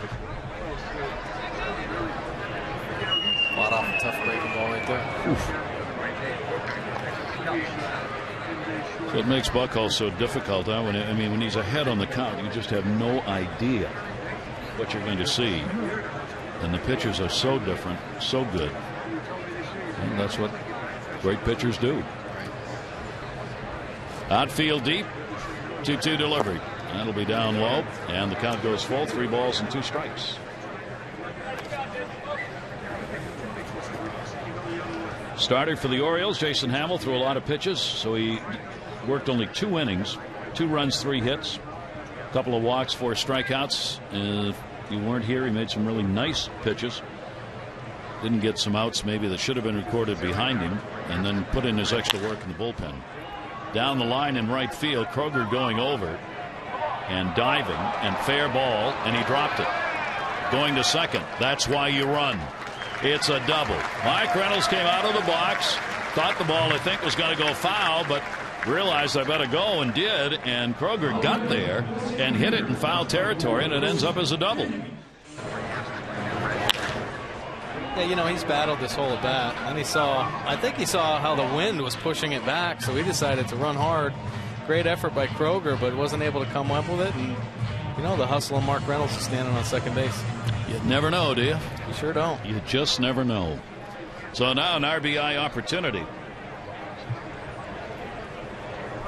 Wilson Bettman at the plate. Big contract with the Orioles. He's got to make the team. He'll be the designated hitter on opening day unless there's a real big change. So far, 200 batting average. Last year, 285. You see the career numbers. What's intriguing about him is his career on base percentage. I think that's why he's over here. But he started out having a slow spring, but boy, yesterday 3 for 4 with a couple RBIs and a couple runs scored. So he's a veteran guy. I think a lot of veterans take their time and then they realize, okay, it's time to start picking it up a little bit. Yesterday he put together a great day. He did. He's had a home run, 6 RBIs. Where he will hit as a designated hitter, yet to be determined.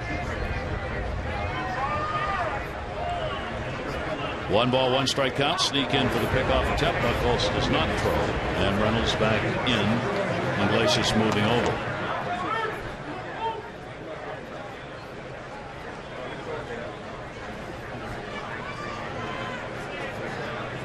Bobby Valentine wasn't happy with the lead Reynolds was getting, so he moved Iglesias over closer. Try and hold Reynolds a step or two closer to the bag. And it'll be foul tipped into the mitt, and a 1-ball, 2-strike count. Yeah, a lot of times in this situation, you just don't want that runner at second base to get an extra step. If it's a base hit, you know, and you can get him possibly leaning back and prevent him from scoring, or at least give your outfielders a chance to throw him out. You know, because this next run, boy, adding another run is big. Batamet with the 2-year deal and the vesting option for a 3rd year, signing with the Orioles this season. Kane Buckles came inside on him that time, inside out to left. Repko is there, puts it away. Reynolds will go back to second base, one away. Second baseman, number 68. It's always an adventure on pop-ups and fly balls, and most spring training games, especially the day games, which most of them are. The wind is almost always blowing, and it makes it tough. Repko had a battle at. There aren't many places in Major League Baseball that you go where you're dealing with elements like you're dealing with heat. You know, Oakland's a tough sun field for day games. Yep. But you're not going to get the wind typically in most stadiums. Sun and wind. Fielder's delight. Oh yeah. Just what you wanted. Yeah, that wind dries out the field. It's so hard. Balls bouncing around like super balls. Steve Tollefson is up now with 1 down and a runner at second base. Tollefson flied out to right field his first time up.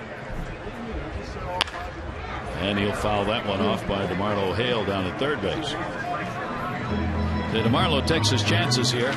It's one of the toughest times for a third base coach. You got a runner at second base. You got a right-handed batter up. You'd like to go the other way out towards left field, but you can't, because then you can't help your runner at second. So you got to come in. And until the pitch is thrown, you really have your eye watching the runner, not the batter. Yeah, it is a dangerous, dangerous spot. I did that in instructional league this year, coach at third base, and I wasn't comfortable the whole time. And those are kids that, 19, 20-year-old kids in instructional league. These are grown men out here just whistling balls, chopping balls down on you. You have to learn to dance at third. Yeah. Reynolds off at second base. Tollefson now with a 1-ball, 1-strike count. Invitee to spring training for the Orioles. Breaking ball away. Saltalamacchia going out to get it. Buckholz works the count to 2 balls and 1 strike.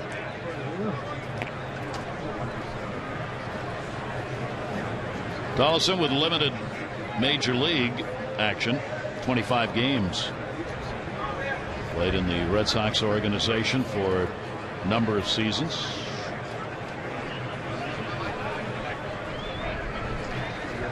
Here's the 2-1 delivery, and that's going to catch the corner. The outside corner for a strike.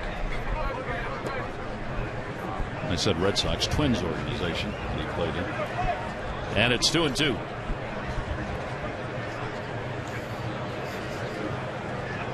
The Oriole hitters are only getting their second at bat. It seems as though they should be having their 16th. Here's the 2-2 pitch and a check swing back into the screen. Yeah, it does have that feel right now, just kind of meandering along. Well, it's Buckholz. I mean, that's what we were talking about before. He really does slow the game down. And even though there's no official clock, of course, there is a rule about how much time you're supposed to have to throw the ball. I don't think he violates the 20-second mark very often, but he certainly comes pretty close to it. And with runners he takes on, it to the limit. He does. Sure. Yes. 2-2 count, 1 down. Reynolds off second base. Tollefson to third, and that's going to be fouled off. Pitchers who do this, I've got to believe for hitters, it's equally disconcerting as it is for fielders. You're trying to stay in that position to hit, and the ball's not coming, not coming, not coming. When do you call timeout? When do you stay in? Well, then it becomes a cat and mouse thing, because some hitters will just step out, after he's taken so much time, and then the pitcher will get off and walk around the mound, and then we'll take our time getting back in the box, and then it just becomes a you know, who's man enough to take as much time as they want. And then the home plate umpire gets involved. You're right. So we put the clock on him. 38 seconds. Let's go, Clay. 38 seconds. Now, if I remember right, the rule regarding the time you have to throw does not apply when there are runners on base. It's only when the bases are empty. 38 seconds, that's a long time. 3 ball, 2 strike count, 1 away. They shade him to right in the outfield. He'll take the pitch and he's gone. We thought he had the walk.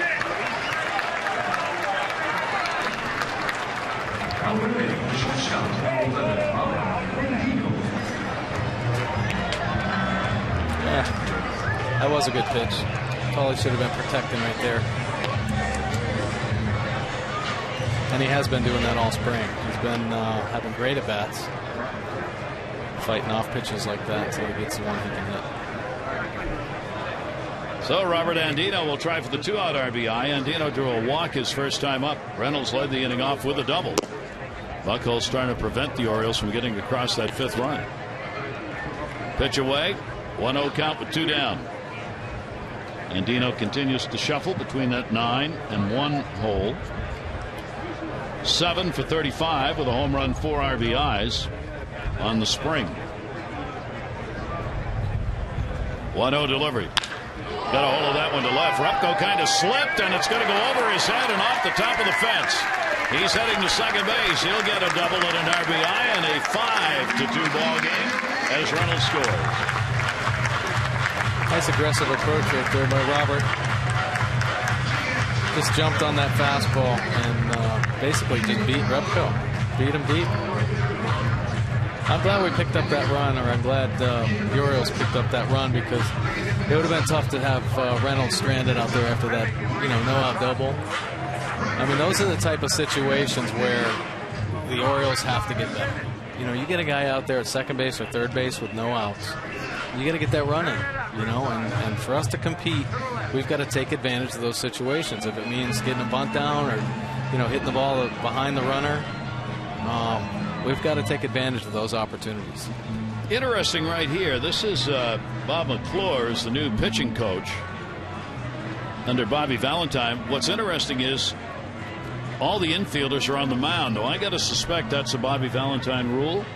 You usually don't see all the infielders coming in when the pitching coach comes out to talk, unless there's a situation that you're talking about. Maybe they were, but everybody came in.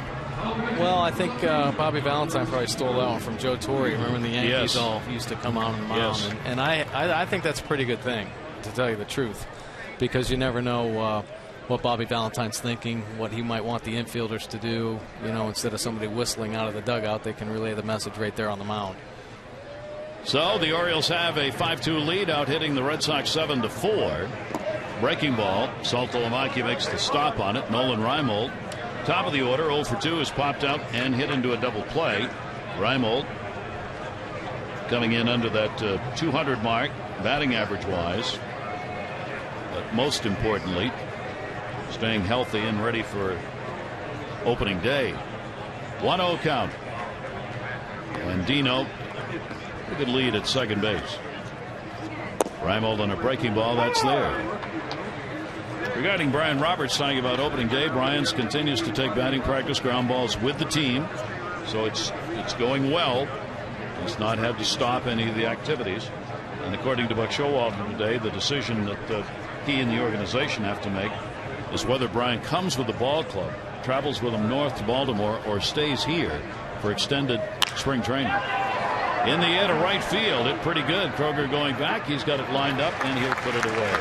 The Orioles on the 2-out double by Andino pick up run number 5 and lead the Red Sox after 4, 5-2.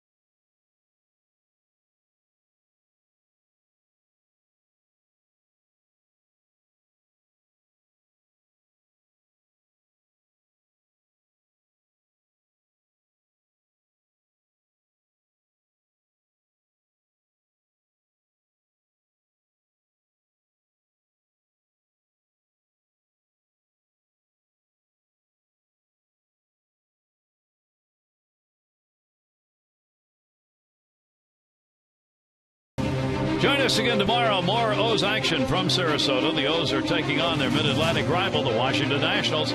Our coverage on Masson HD begins at 1. All the access you need right here on Masson.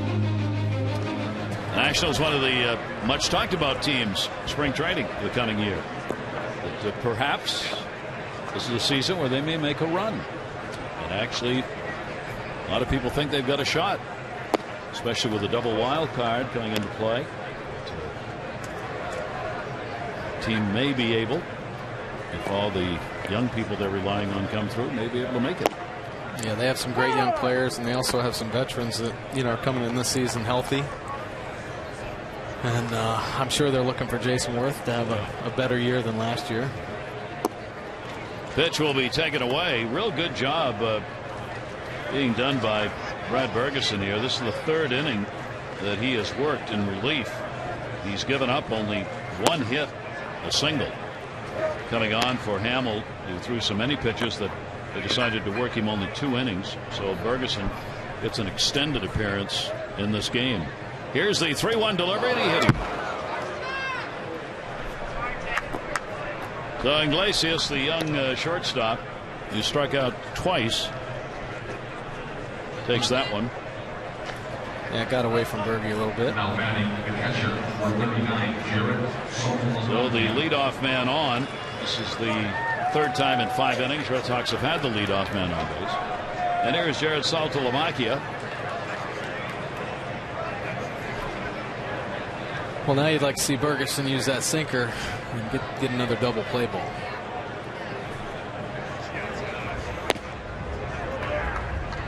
Pretty good pitch right there that he got by him in the inside part of the plate.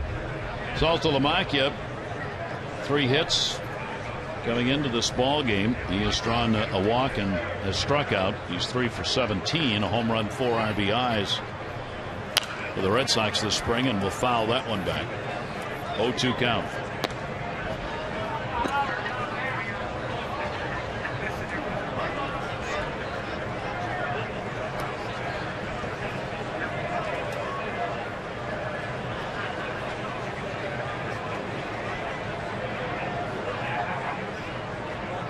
Short lead at first, hit him. That'll take care of one. So Iglesias, that's a tough at bat. You get hit in the hip with a pitch, you get hit by your own batter hitting a ball in your legs. That's a rough inning, man. He's happy to go back to the dugout. Get some ice.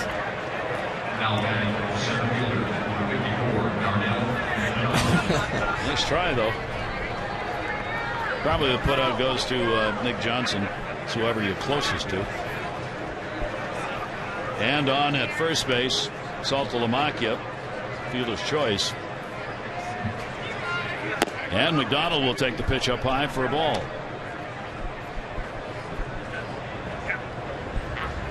Darnell McDonald.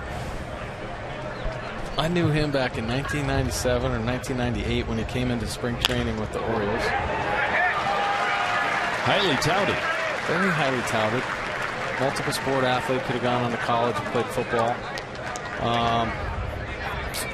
And I'm real happy for this kid. He stuck with it. He never made it up with the Orioles, but he endured through many minor league seasons, got some opportunities, and he's done a nice job for himself. 3 for 3 in the ball game today, 3 singles, and McDonald has scored one of the Red Sox runs. So with 1 away, that'll be hit number 4, I'm sorry, for the Red Sox. And here is Josh Kroger. And Kroger will take it away for a ball. Red Sox, of course, last year during the regular season, one of the great offensive seasons that any team has had, will foul that one away as they and the Yankees in the Eastern Division went head-to-head as far as offense was concerned. Red Sox ended up with the 90-72 record. What's really, I thought, was interesting about last season is they were the same on the road as they were at home. You always figure Fenway Park's going to be a lot bigger numbers-wise, but they were 45 and 36 in both places. Wow. They had a really interesting year last year, wouldn't you say? Whoa. Probably had a terrible start. Everybody's going, what is wrong? And a worse finish. Yeah. But in between, they were the best team in baseball. Yeah. Couple of Andino, of course, ending the season with that base hit that beat them and knocked them out of the playoffs on the very last day. A couple of the Red Sox asked me today, when did you guys actually pop the champagne corks? I went, now. Yeah. New season. Yeah, we kept playing. Yes, exactly. Which was what was the great credit to the Orioles. They could have gone into that series against the Red Sox. At the end, it was over for the Orioles. They weren't going to go anywhere in the standings. And instead, had a great series. Just played very hard, and especially coming back in that last game. On one of the great finishes of a regular season ever in Major League Baseball history. That's going to fall in for a base hit. Reimel's got it. They'll hold the runner at third base. Hits the cutoff man. And the bases are loaded. So Josh Kroger delivers a single. Saltalamacchia is at third. McDonald's down at second. Kroger's on at first with one out. Red Sox last year led not just the league but the majors in runs, hits, doubles, extra base hits, total bases, on base percentage, slugging, and OPS. That's pretty impressive, and that's with Carl Crawford having a very down year. And now they're wondering about Kyle Crawford and when exactly he'll be back to play. The injury being suffered. There are your base runners. Saltalamacchia, McDonald, Kroger, and Lars Anderson at the plate. Anderson a single, scored in the second inning, drew a walk his last time up, and Brad Bergeson will get the pitch into him for a strike. No chance for the Red Sox to get right back into the ball game, trailing 5-2.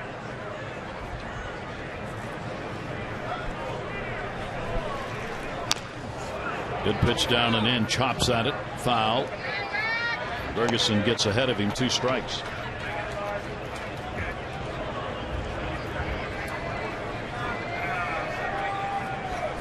Impressive outing for Bergeson. Oftentimes happen when you're least prepared. He didn't think he was going to get into the ball game in the third inning and pitch here today. He did, and so far effective. He was slated to come in, but probably the 4th or 5th inning was when the Orioles planned to use him. Probably going to see Kevin Gregg, Zach Phillips, and Armando Galarraga in this ball game as well. 1 ball, 2 strike count. Bases are loaded. And a chopper towards second. Tollison's got it. Andino off the bag, got him. Good play, Johnson. Nick Johnson held the bag as that throw is running down the line a little bit. So no runs on a couple of hits, and it remains a 5-2 O's lead.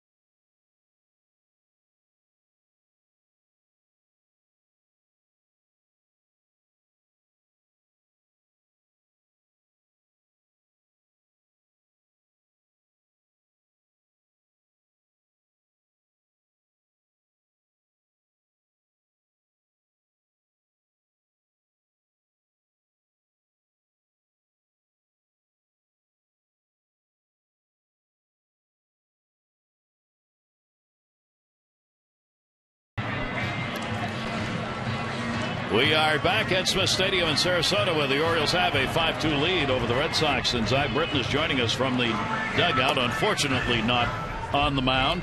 Zach, bring us up to date on the shoulder inflammation problem. How's it feel, and where are you at? Well, it's feeling a lot better after I got the 2 injections. Dr. Andrew said I was going to be sore for about a week. Just, the injections pretty much caused extra inflammation in the shoulder, so it's going to be about a week process. before everything's kind of calmed down and I can start doing some throwing stuff. It's a platelet injection that you received, right? Right, yeah. It was, they pretty much just took my own blood and put in a centrifuge, spun it. I think it got the healthy red blood cells and the healthy plasma, and then reinserted that into two different spots in my shoulder. What is that supposed to do? I think what it is like a natural way for the body to heal itself. He said he's had good results in the past with players doing it. It's definitely a rapid way to reduce inflammation and repair tissue. So if all goes well, Zach, what's the time, the healing time, when you might be able to get back and pitch? It's kind of up in the air. He definitely said each player's different that's had this done. It just depends on your body, because pretty much your body's healing itself. So however quickly that can happen, it kind of just depends. But I'm hoping, he said it's a kind of a 6-week process, or look at it as a 6 weeks process, but we're hoping obviously to be back in the month sooner and up in Baltimore sooner than that. Well, when can you start throwing? Gosh, it's so early right now because it's only been 2 days since the injection, so we're not sure. Whenever the inflammation gets down and I don't feel any soreness or any pinching or anything like that, we'll start throwing again. Zach, was there any indication in the off-season? I mean, did you realize that the shoulder was giving you problems, and any talk or consideration of doing something in the off-season? I called Richie during the off-season, probably December, when I started throwing, and told him that the same thing I had during the season was kind of creeping back up on me. When we went up to Baltimore, I talked to Dr. Wilkins, and they just thought that it might have been, extra soreness from just starting to throw. That kind of that feeling you get when you pick up the ball for the first time after having 4 or 5 months off. So they didn't think it was a serious issue, but it just kind of never went away. And, we tried to have a cortisone shot coming into spring training, but that only helped for a couple weeks. So in the meantime, are you going to be spending a lot of time with Brady Anderson, staying in shape, and you running poles and things like that? Yeah, definitely. We're going to do as much as I can, especially until my shoulder's good to go and I can throw. I'm definitely going to be in the weight room doing my lower body stuff with Brady. I don't know how long he's going to be down here when the team breaks, but Chris Carenti too, and then obviously keeping in touch with Richie. I think we're still undecided on where I'm going to be. Obviously, I know that once I start throwing, I'm going to be down here getting my work in. But as of right now, we're still everything's still up in the air. Nick Johnson, who has double grounded out, he has scored a run. 3-ball, 2-strike count. Clay Buchholz working the 5th inning, and that will go to second base. Spears, and that will retire Nick. One away here in the bottom half of the 5th inning. And it must be pretty exciting for you having your brother in camp and doing so well here. Yeah, definitely. It's nice to see him in the dugout. I've been getting a hard time, though. He's played in more games than I have, so. Well, that's all right. Last year you beat him in home runs, right? Yeah, exactly. That's what I've been saying. But no, it's nice to see him up here and getting a chance to play in some of these games. And I know he's making a good impression on the coaching staff. And, that's kind of what he needed to do, just come in here and play like he always does. He's just a really good baseball player overall, so he's kind of showing what he's all about. He has opened some eyes. Nick Markakis will take a strike. All right, let's settle this issue here. We've had one side about who's the better hitter of the brothers. He clearly has said that it's him, and I suspect you may want to retort to that. Oh, I'll let my numbers speak for themselves, right? No, I don't know. He's definitely a good hitter. I told him until you prove it in the big leagues, I think I have the upper hand. That's what I told him. I like it. That's great. We have talked, final question for you, about the competition as far as pitchers are concerned. Have you sensed that this spring training because of just the numbers? Yeah, definitely. I think not only did we just bring in pitchers, but we brought in quality pitchers, and that always helps with the competition. Especially, as a young player, kind of likes to fire under you a little bit to kind of get after it. Unfortunately, I haven't been able to be a part of that, so it's been definitely disappointing being on the outside looking in.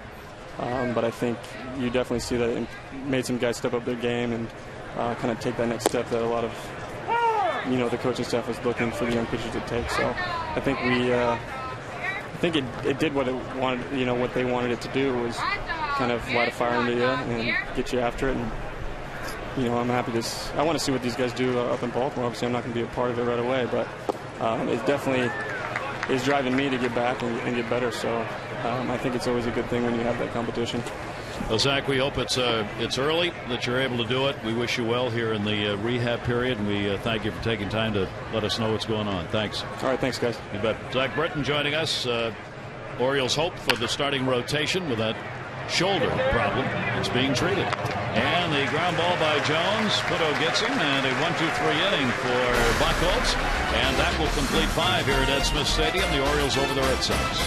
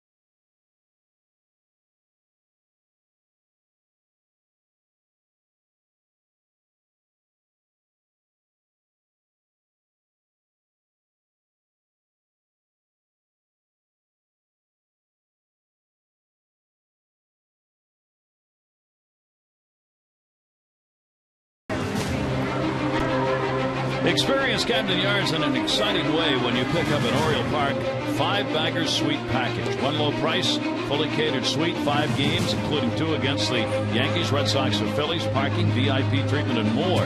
Great way to entertain clients, colleagues. Make a statement. 410-547-6173 or go to Orioles.com/suites. The Oriole Park 5-bagger suite package. Here's Kevin Gregg. Still wants to be the closer. And Jim Johnson. The names for that spot. The assumption is Jim Johnson will get it, but don't assume. Great. Kevin Gregg. Jason Repko leads it off against him. And beat him with a heater right there. And a 1-ball, 1-strike count. There's Jim Johnson.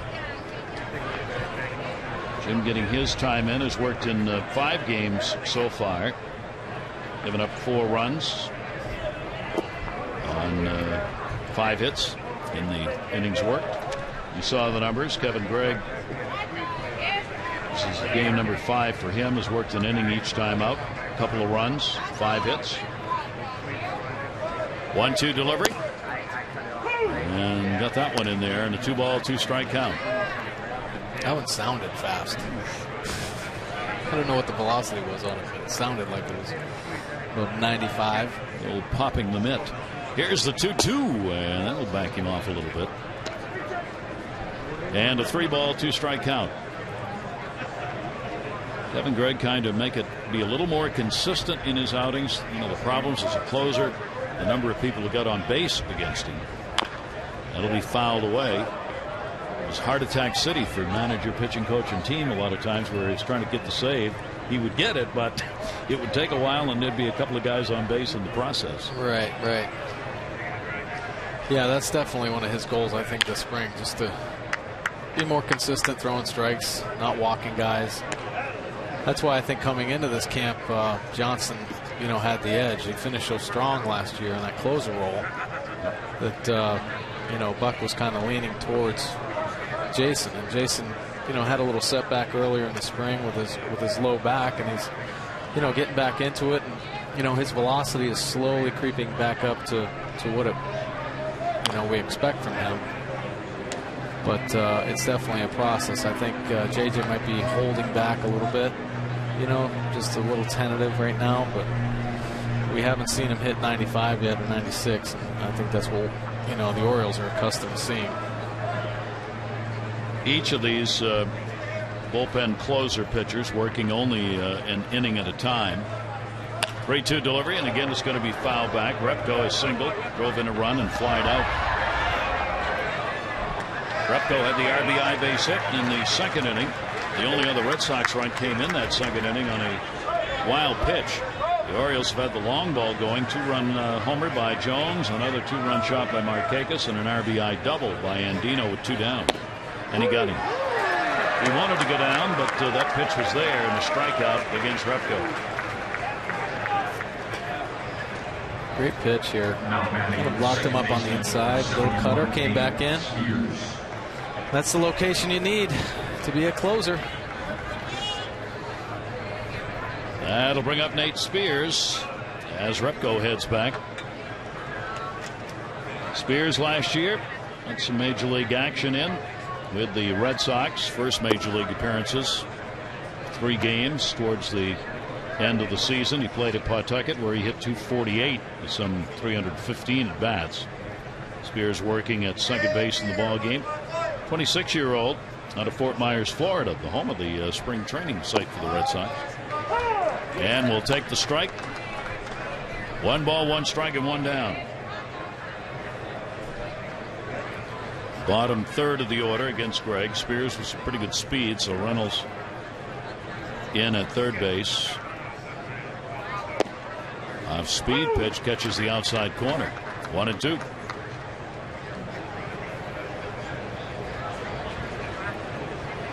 $13 out of 14 stolen bases for Spears last year at AAA. Same thing that he had at AA ball the year before. Exact same number. Here's the 1-2 delivery. Back with a heater that's going to miss. And the count goes to 2-2.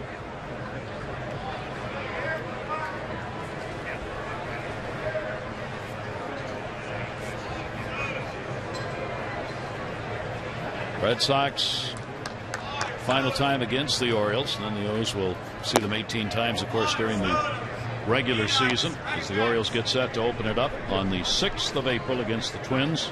3 o'clock game, and the Saturday night will be at 7, and the 1:30 game on Sunday. Then the Yankees will be in for 3 night games. And walked him. Orioles will not see the Red Sox until they play in Boston on May 4. It'll be the first time against the Red Sox. And Dontrelle Willis added to the mix when we talk about pitchers. Signed, and those are the numbers. I mean, early on in his career, the Rookie of the Year, 2003, second in Cy Young, 2005, the 22 wins in that 2005 season. And then it just all dissipated. Boy, talk about a dynamic pitcher. When he was younger, back in 2003, 4, and 5, it was just it was so much fun just to watch him pitch. He had just such a dramatic, wind up and delivery, and obviously had success with the stuff he had, and kind of a shame that it did just all of a sudden disappear. It did, yeah. And he hasn't been able to find that since. And I think us bringing him in here, at this point in his career, it'd be nice if we could find a good lefty-lefty specialist. And I think that's the role that he may take on. So Dontrelle Willis will get a look-see. Gomez at the plate. And the Orioles, as they have done throughout spring training and the pitching area in particular, just a lot of numbers to try and find pitchers to fill the roles they have. Wieters. Quick snap had Johnson moving in from first base in case of a bunt, so we had a backup to cover. Tony Thomas is the pinch runner at first base for the Red Sox, running for Nate Spears. 1 ball, 2 strike count. Gomez, a strikeout victim, and he is grounded out. Runner not going. Pitch dropped in, and he doesn't get the call. And it will go to 2 balls and 2 strikes. It was kind of nice seeing Dontrelle in the clubhouse the other day. Congratulated him for being here and introduced myself, and he kind of stepped back, and he's from Oakland, so he remembered me back when he was a kid. And kind of feels nice that somebody actually out here does remember me playing. A lot of these kids don't. Get one of these veteran players in here. Oh yeah, I remember you. You kind of gave me a good feeling. I can't believe that. Oh, it's true. 3-2, runner goes. That's going to be a base hit into left center field. Turn will be made. Reimold over to get it. They're going to wave him on home. Thomas coming to the plate. Throw will come into second base on a couple of hops. All the way from first base on a single by Gomez makes it 5-3.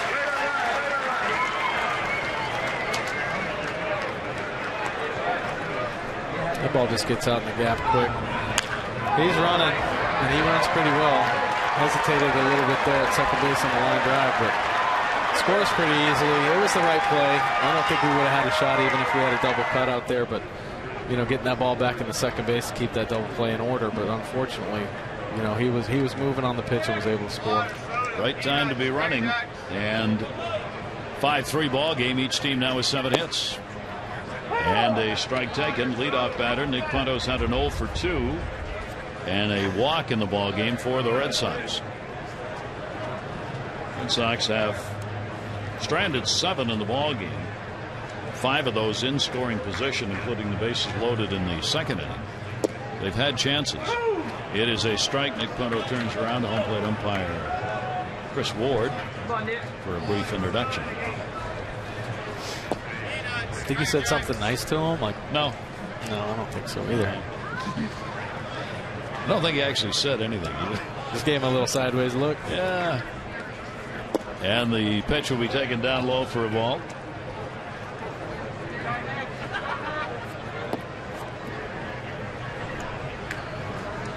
So Greg already throwing as many pitches as he would wish to have thrown here in this inning. He'd like to have been out of it already. Nick Punto waiting on a 1-2, and that's going to miss outside. So a 2-ball, 2-strike count. Veteran Nick Punto checking down at third to see whether or not Gomez, who is not a base stealer, might be running on a 2-2. Not going, lifted in the air, center field. Got a lot of that one. Jones going back, 400 to deep center, runner on the warning track. Runner at second will retreat to first. Punto retired, 2 down.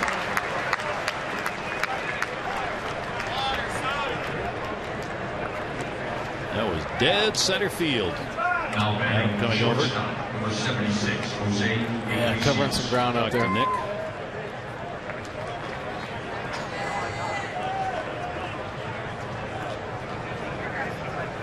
Interesting point made by Buck Showalter. We were mentioned earlier this morning while we were chatting on the field. We were talking about all the stats and what they mean or don't mean.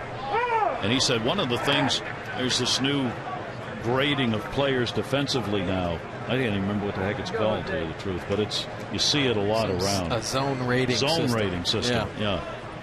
They break the outfield up into pies, basically. Right. But Buck said this morning, he asked the people who came when we're explaining it, he said, yeah, but do you move the pie when we move the fielders? He said if the right fielder is going to move to center on a pull right-handed batter, he's not going to get the balls that are going down the line, yet that's going to show up as a negative as regards the outfield play on that particular ball. And no, they don't move the pie. Greg's got it. Gets it over to first base to record the out. Iglesias is retired. Pies, chocolate cake, muffins, and assorted cookies all coming up. Stay tuned.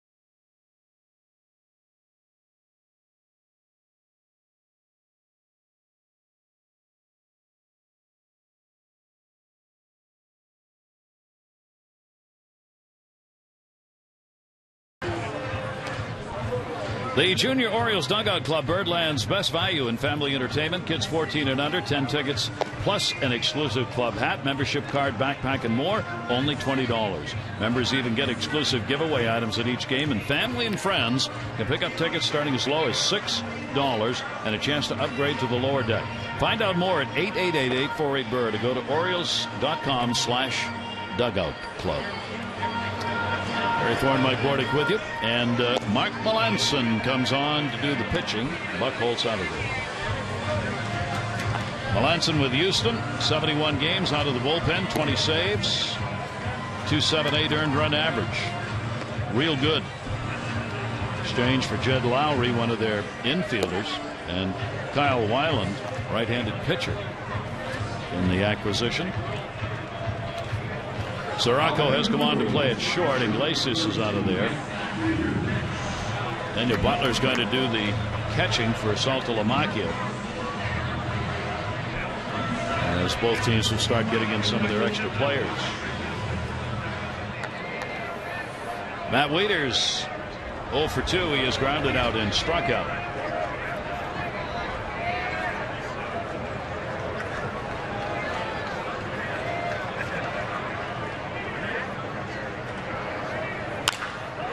Wieters gets a base hit.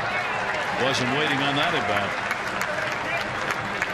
Well, the Orioles get a leadoff single in the bottom of the 6th inning. Nice approach right there by Matt. You know, we go out in the backfield. He's been out there like the last 3 days hitting extra with Brian Roberts, and Nick Markakis has been out there as well. And his goal out there during extra BP is just to back the ball up, and he did that exact same thing right there. Nice approach, drove that ball to left field for a base hit. The Orioles now with 8 hits. Both teams, in fact, with 8 hits in the ball game.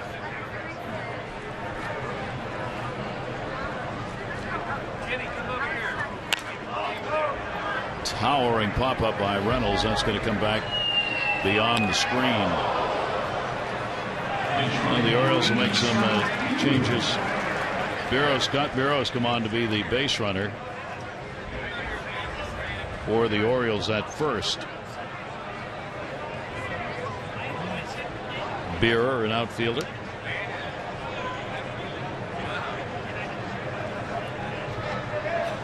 Mark Reynolds today, a double and a run scored, and he is flied out. Buck Holtz worked 5 innings for Boston, giving up the 5 runs with a walk and 3 strikeouts in the ball game.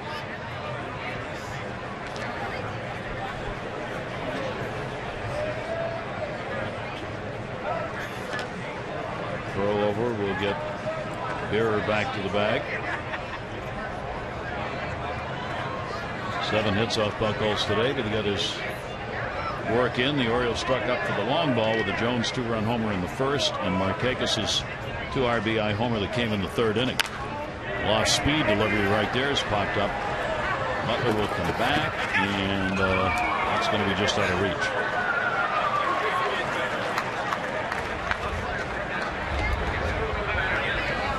Daniel Butler working behind the plate for Saltalamacchia.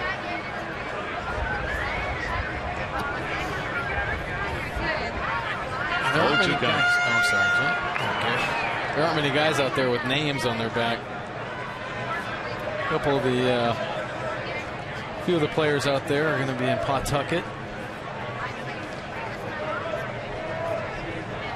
It's a good experience for them, though. Just to get the flavor. Sure. 0-2 delivery to Reynolds. The overhand pitch is going to be popped up in the air to center. Reynolds there and will put it away. Hunter tagging will go back to the bag.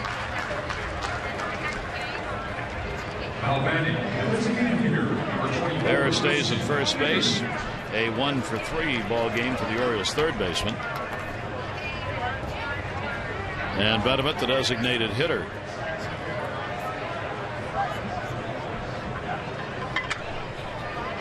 He has struck out, flied out to left field.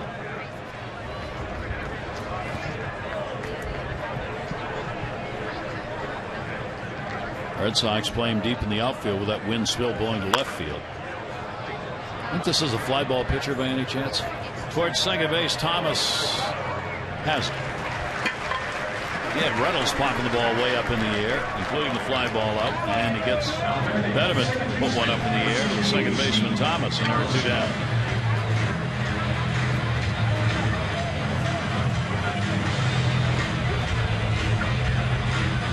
One of the hardest things I find in spring training as an offensive player is to not try to get the ball in the air up in the jet stream. You know, I mean, it takes great discipline to be a consistent hitter, and down here it's really hard. You see the flag blowing out to left a little bit, tend to get a little bit big and out of your, the correct swing path and getting bad habits.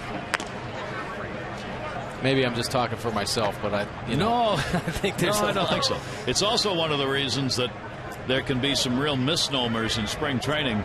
The home run totals you've got to be wary of. You get some players who will really bang the ball around in spring training, a lot of home runs, and part of it is because of the conditions, because of the jet stream. Right. And those players can make it tough on organizations, because if there's an exceedingly large number of homers that have been hit, it gets talked about, the fans see it, and if that person doesn't make the ball club, everybody's going, how can you do that? Remember Jake Fox last spring? Yes. Set a record for spring training, I think. Didn't he have 9 or 10 home runs? I mean, that's not a knock on Jake or anybody that it happens to. It's just the fact of how it is. Right. And if you're a fly ball hitter, you're going to get some. Toloson's got himself a base hit. Berra will stop at second base. And the Orioles 2 hits, 2 on with 2 down. Coming off Melanson. Melanson's going to be a big part of this Red Sox bullpen. Not going to be the closer. We're due to see Matt Albers, who's pitched well. The former Orioles supposed to be in this ball game as well today. Bailey coming over from Oakland will be the closer, but they're pretty strong. Pretty strong. Robert Andino an RBI double. He is 1 for 2 in the ball game, and there's a classic Andino hit. Loops it into right field. Berra running on the fly will score easily. They'll throw into second base. Andino's got his second RBI, second hit. The Orioles make it 6-3.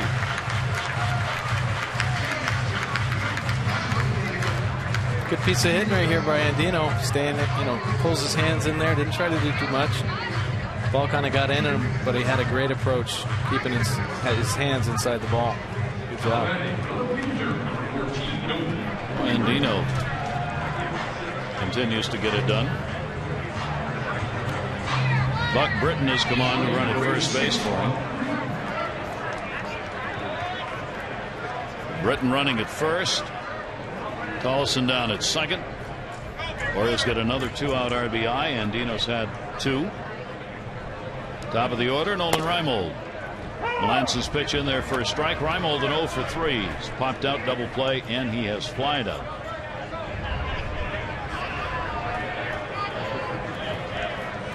Melanson took over the closer role for Houston last year, midway through actually in May, in 20 out of 25. Fouls that one back. And a 2-strike count.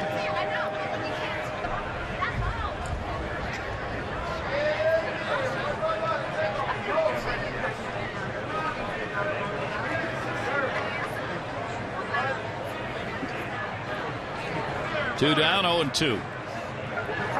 Red Sox not concerned with Tolson at second base, letting him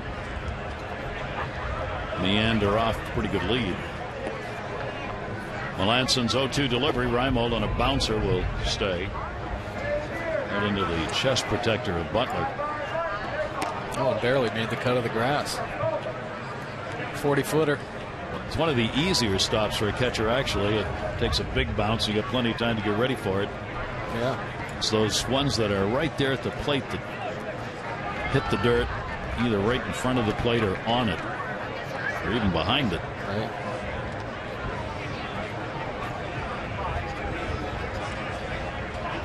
One ball, 2-strike count. Reimold with an RBI chance. And gets him on a pitch away. So the Orioles will pick up a run on 3 hits. They leave 2 on base. We've completed 6 here in Sarasota with the Orioles up by 3.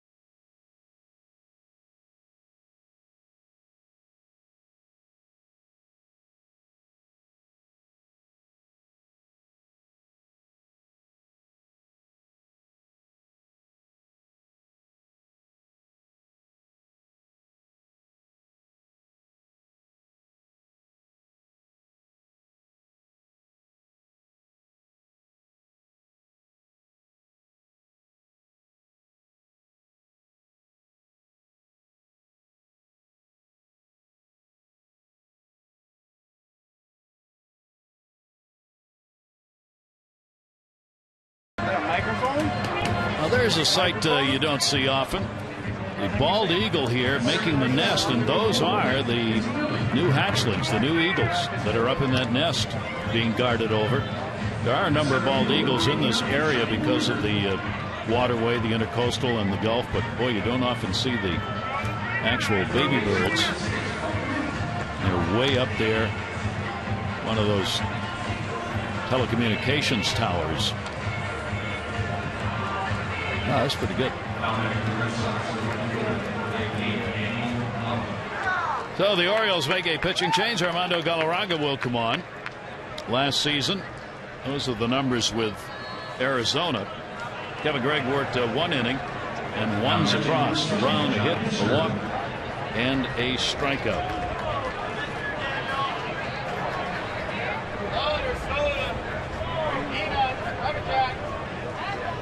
And that ball is chopped in the air to center field. He got a hold of that one. That is deep. Rudiger's out there playing center.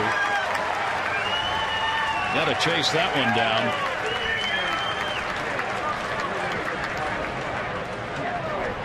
Robert Hilton. There's Rudiger playing in center. Let's check here. Antonelli has come on to play at second base for the Orioles.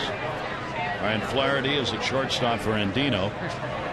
And Buck Britton stays in the ball game playing at third base. Reynolds out of there. Hester is going to do the catching as Reeders is out. And Beers, who came on pinch run, stays in and is playing in right field. And the pitch is inside from Galarraga for a ball. What are baby eagles called? Small. Eaglet? An eaglet. I like that. That's good. 1-0 pitch taken away.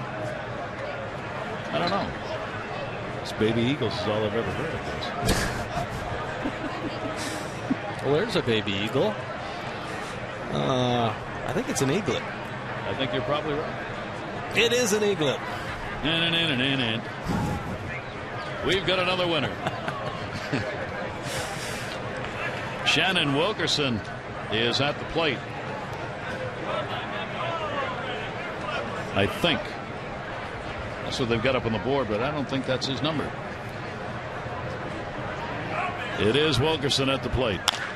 And a chopper to short will hold the runner. Flaherty looks him back and makes the play to first base. Oh, one away.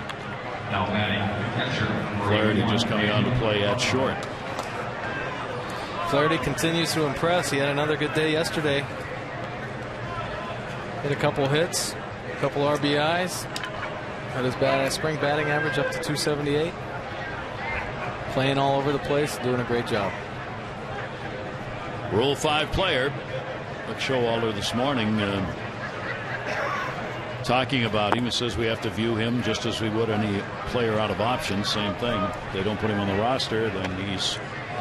But Showalter said they've already contacted the Cubs, and the Cubs have said, oh yeah, if you don't have him on the roster, we're taking him back. There's no doubt about it. Somebody messed up on their end, because he's a pretty good player. He's done some good things in the Cubs organization. Daniel Butler, and the pitch is taken for a strike. First at bat for Butler is doing the catching. Runner on at second base, one away.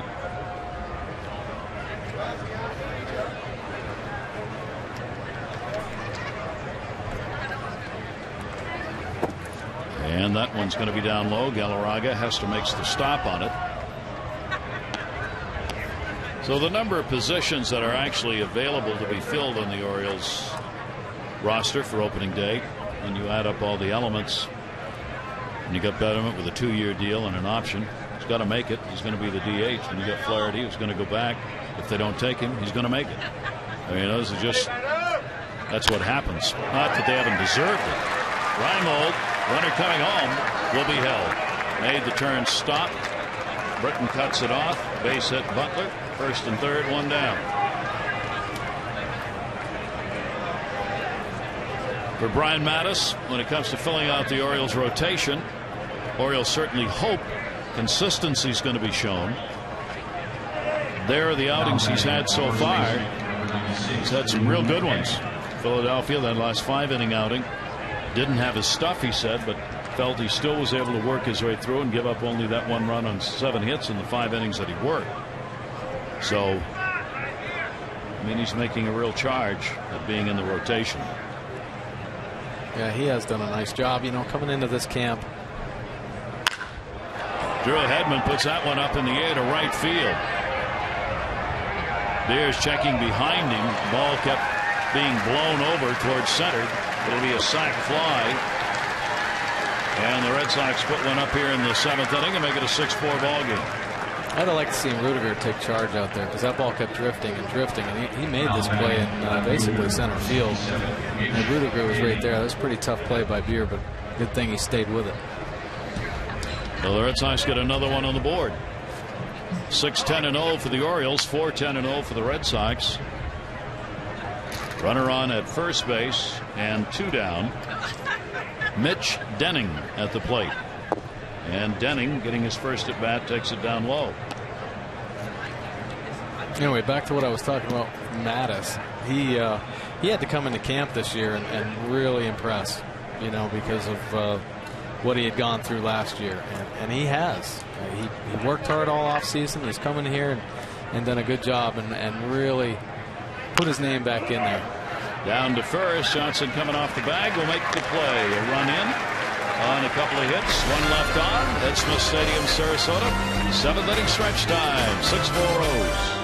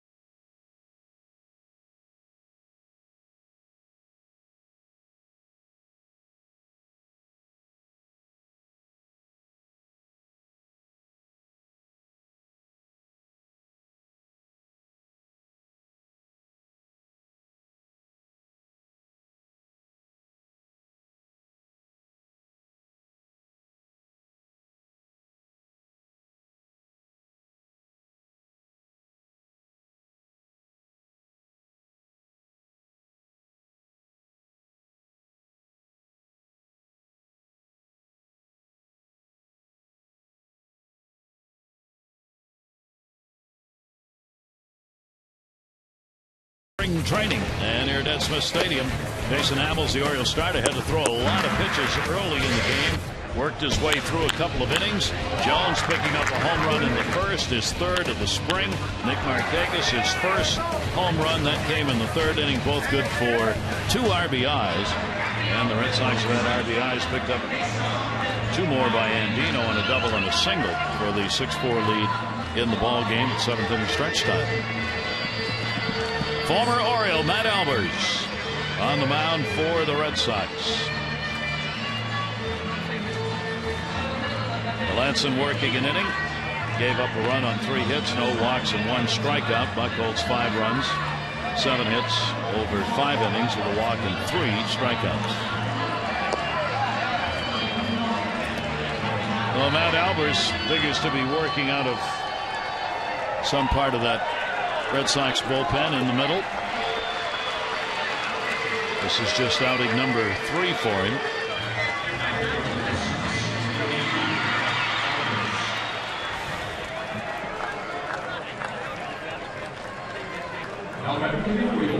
Nick Johnson will come up against him. Nick had a double in the 3rd inning and would score ahead of Markakis on the home run.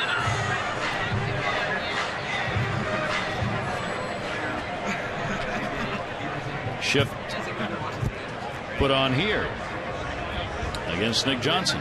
In the infield, they've got shortstop moved over towards second base. Which is kind of strange because Nick Johnson's strength is, you know, I would think left center, left field. See what he does against Albers on the shift. Pitch is going to be taken down low, and a 2-0 count on the continuing to impress Nick Johnson. You know, another big reason why Nick Johnson should add value to the Orioles is just his veteran leadership. He's been in the big leagues for 10 years. We don't have a veteran player like that on our team, and if guys can go lean on him for advice, because we have great young players, we really do. Unfortunately, they're not surrounded by quality veteran players, and Nick Johnson is definitely a quality veteran player. Another reason why, as we said earlier, Buck Showalter says he's going to be tough not to take north. 2-ball, 1-strike count on Johnson, and pitched him inside and got a strike called. He could pitch around the knees, and he goes to 2 balls and 2 strikes. With the double that he has picked up today, Nick Johnson now 10 hits in 33 at bats, 3 RBIs.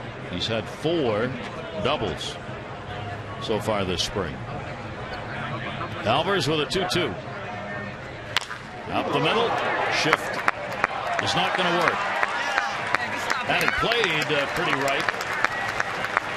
Sirioka, the shortstop, though, could not handle it, and Johnson is on. That's it. He's a pro. He's a pro hitter. Stays on it, drives it up the middle. Sirioka would have had a play on him if he would have been able to glove it. And now Nick Johnson goes in to take a little rest. Nice day, Nick. And a 2-for-4 ball game for him. Here's John Hester. He'll get his first at bat.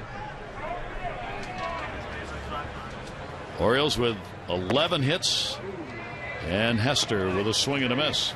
So the Orioles back-to-back days where the offense has really come alive after being fairly slow. 14 hits in the ball game yesterday and 11 runs. 6 runs on 11 hits so far in this one. We've literally been here the whole time you have. John Hester, boy, with Taylor T. Gardner, being hurt, this is an opportunity for him as well, because he's had big league experience. He was up with the Diamondbacks for a little bit, and he's caught in AAA for a number of years. So this is a great opportunity for him, possibly to step up and be the backup catcher if T. Gardner can't get in there.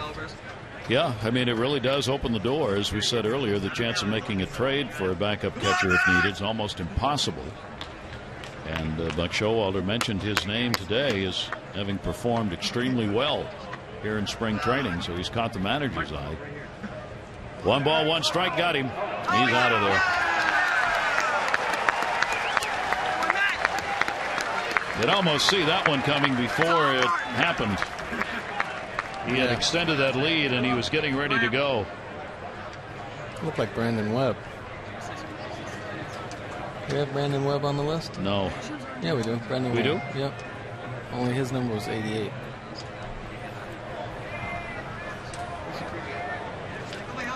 Yeah, he got caught leaning for sure. Here's Hester, and that one's going to be fouled back. So a pickoff will take that leadoff man off. Well, one of the things, obviously that Buck Showalter looks at with some of the younger players is how they control their emotions, especially at this level. And here you are playing the Red Sox in spring training game.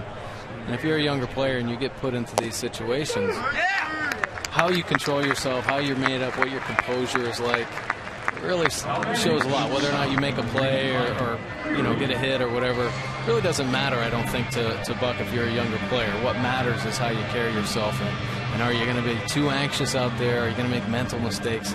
And Webb, unfortunately, over there got picked off he wanted to just be too aggressive. He had an opportunity to steal, and he said, I'm going to do this to show Buck I can steal bases, and just got a little antsy and got picked off.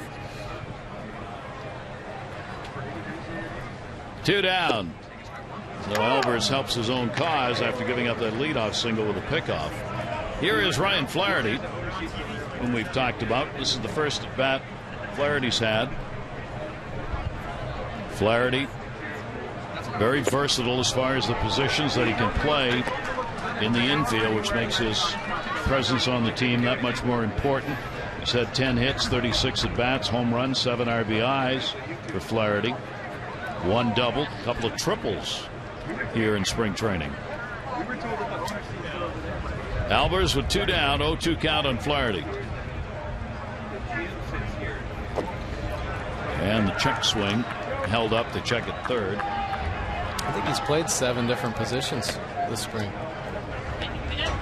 which is pretty amazing. That rarely happens anywhere, spring training or otherwise. At least 6 positions. 6, yeah. Not going to catch. I don't think he's played center. Yeah. But he played first the other day, second, short, and third for sure, and left and right, I know. Flaherty in the air. He got a hold of that one into right center field. That is back, and that's going to take a hop right off the scoreboard. You're going north with the Orioles.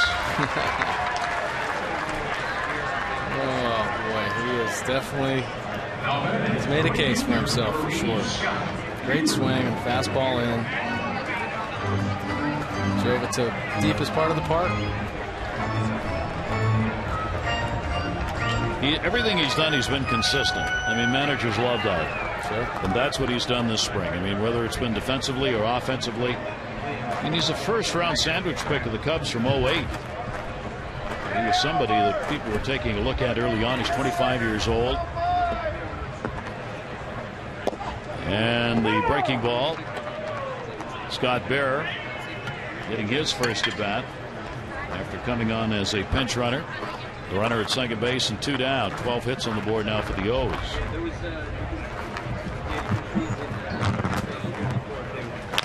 And Berra's going to punch one to second, and a nice play made, Thomas. Denies him a hit and an RBI. Orioles retired. The runner left on. Couple of hits in the inning. 6-4 O's after 7.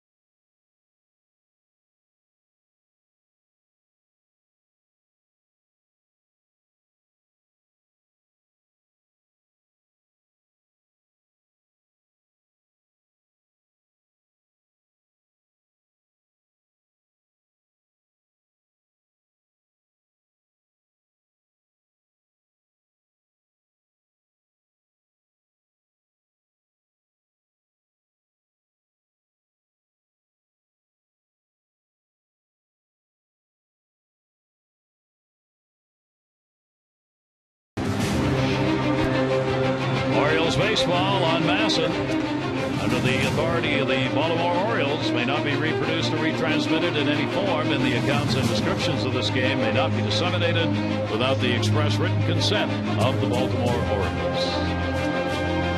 Gary Thorne and Mike Bordick with you here in the spring training ball game from Sarasota as we go to the 8th inning. Galarraga stays on. Jeff Larish has come on to play at first base. Nick Johnson out of the ball game after a very successful 2 for 4 and a good job defensively over there. Thomas at the plate, and a swing and a miss on the Galarraga breaking ball. Have we talked about Galarraga's near perfect game he had when he was with the Tigers? Pretty impressive stuff. What year was that? That was 2 years ago? 2 years ago. 2 years ago. Yeah, had a perfect game going into the 9th inning, I believe, and Cabrera dove for a ball in the hole in between second and first. Came up and flipped it to Galarraga at first base, and Jim Joyce called the base runner safe, and he was clearly out. Would have been a perfect game. And then the story continued on and got even better because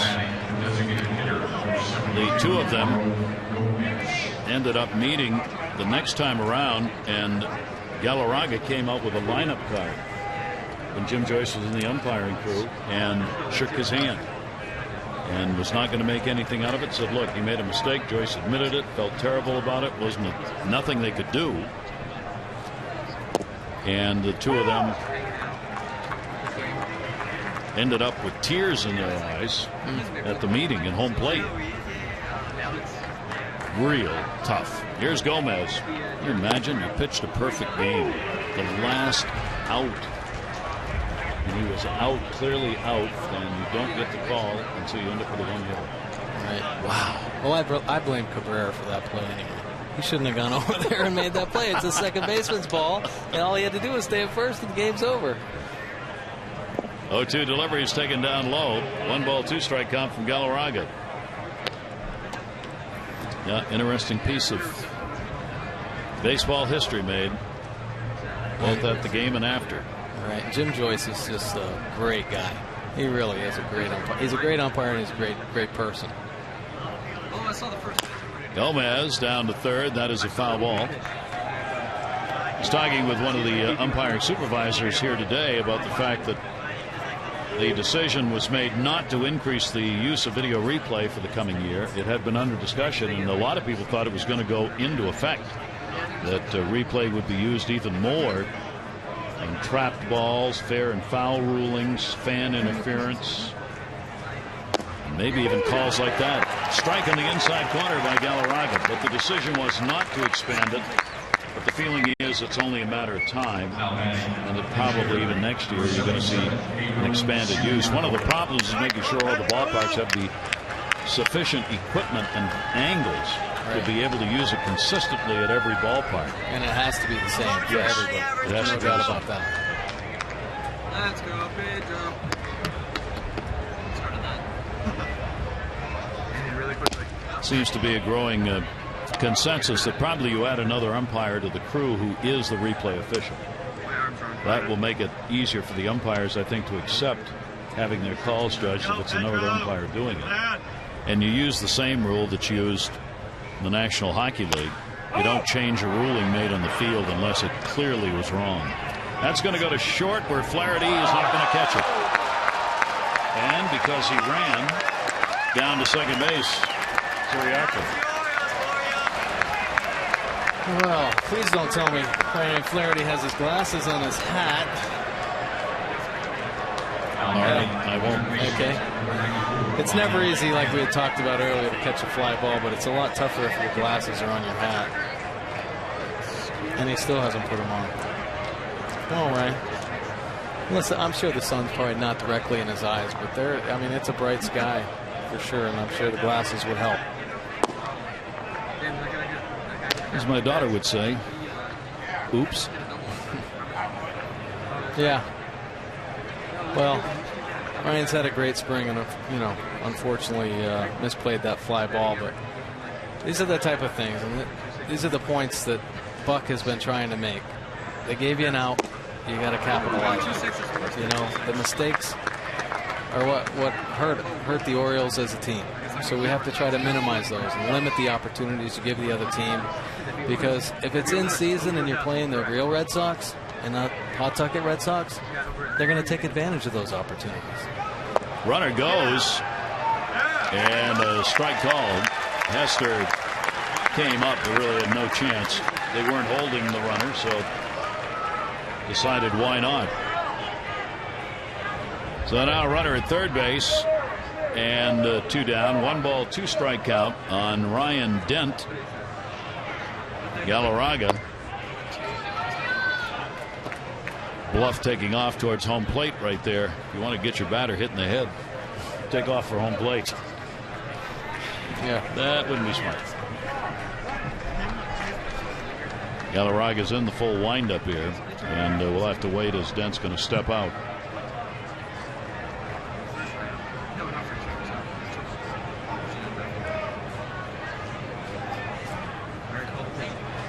Zuriaco, the runner at third base. Galarraga's pitch nubbed right off the end of the bat.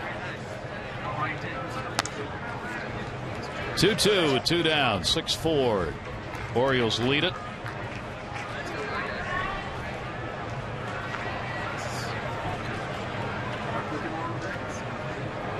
Orioles with Hamill, Ferguson, Gregg, Galarraga having worked so far in the ball game on the mound.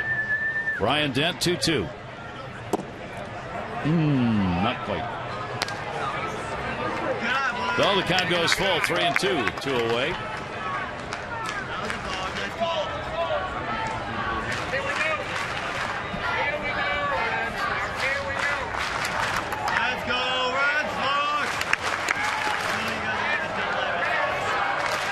And the 3-2 delivered to Dent, and that's a walk.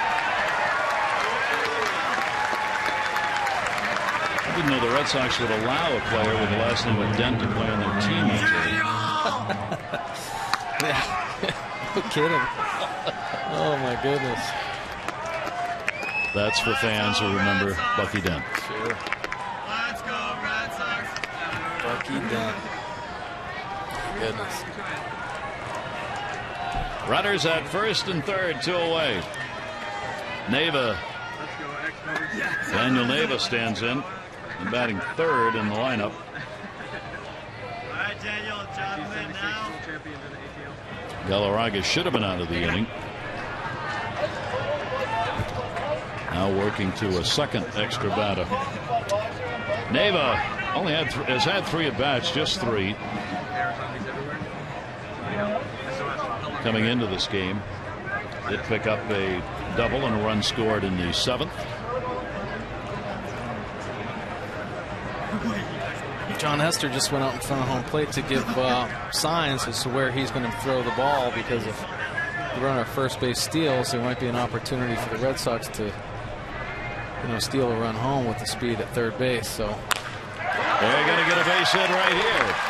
Beers coming over to get it. Wren will score, throw into second. And Neva's 2 for 2, and he picks up an RBI and a 6-5 game.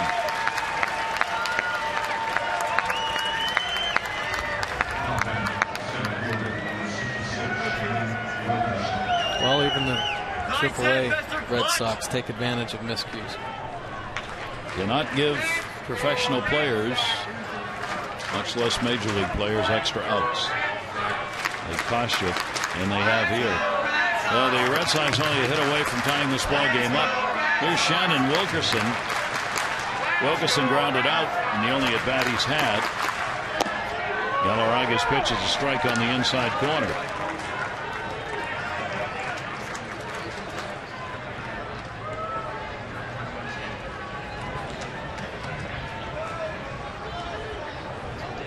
Oh, 1 count. Galarraga looking for what is now an elusive third out. An error kept the inning alive. That's a chop right off the plate. Flaherty's got no play. Base hit. Britton, the third baseman, tried to short off it, couldn't get it. Flaherty was able to get it. Saved a run by being able to field it behind Britton. But it loads him up.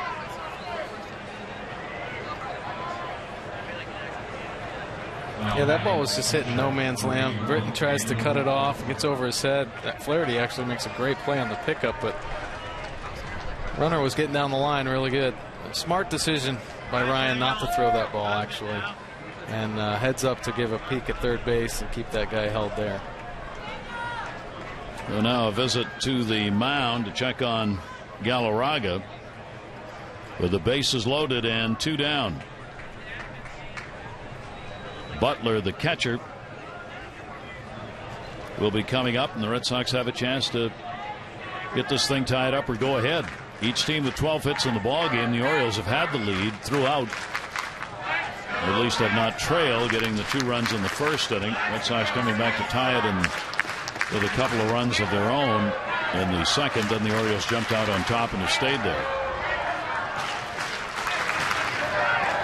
Daniel Butler. Galarraga's fastball inside.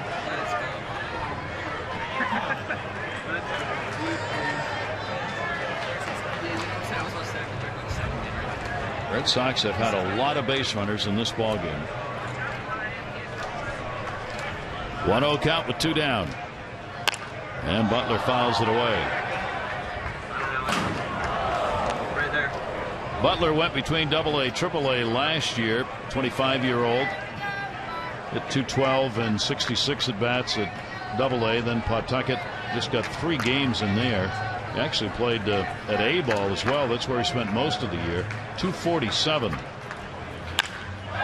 air to right field. Back goes Beers, and he's got it near the warning track. Butler's retired. Red Sox pick up an unearned run in the inning. 6-5 Orioles.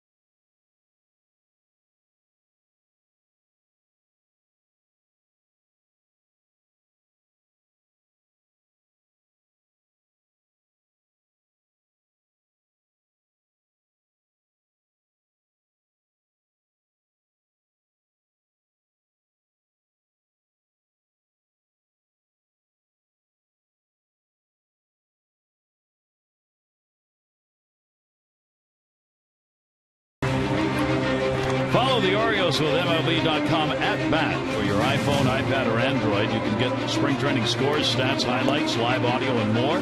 Text at bat 31826 or go to Orioles.com for complete details. The ever-present eagle waiting for the osprey to catch a fish so it can steal it. To feed its young. Great shot. Matt Albers will work his second inning against the Orioles as we go to the bottom half of the 8th. I want to say a special hello to Bill and Peg Farney. They are here today at the ballpark from Hagerstown, Maryland, celebrating their 60th wedding anniversary. Their daughters, Jody and Sherry, here with them. They're visiting their son who lives in Palm Harbor. 60 years. Congratulations. Palm Harbor. Palm Harbor. Is that any relation to Bar Harbor? Bar Harbor's next to Palm Harbor if you take a right there, but you can't get there from here. Oh. I'm going to have trouble working with you this year if we get into our Maine mode. Gary and I. Yes, sir. We both from Maine here working ball games. Here's Wilson Betterman. He is 0 for 3 in the ball game.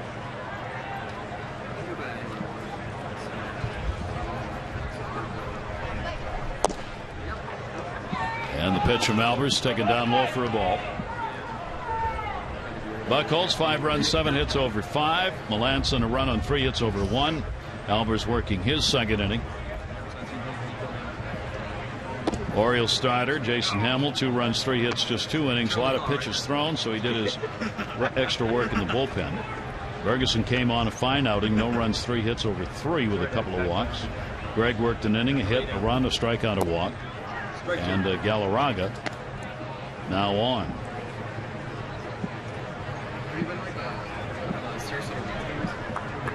Matt Albers with a 3-0 count.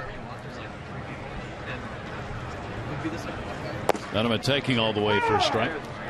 Major League season's going to open up this year on different dates for the ball clubs. 3 different opening days for different teams. Cardinals and Miami will start Wednesday, April 4 at the new ballpark in Florida. Ground ball toward short. Siriaco's up with it. Makes the play over to first to get the out.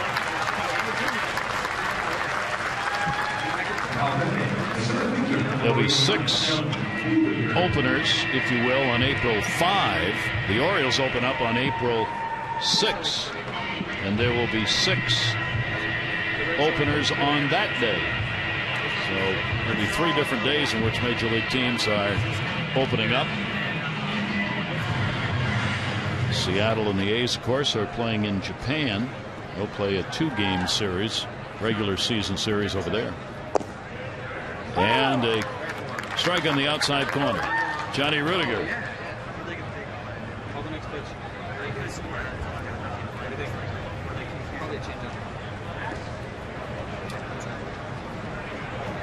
And Rudiger will take it inside from the ever-famous Notre Dame Rudy movie.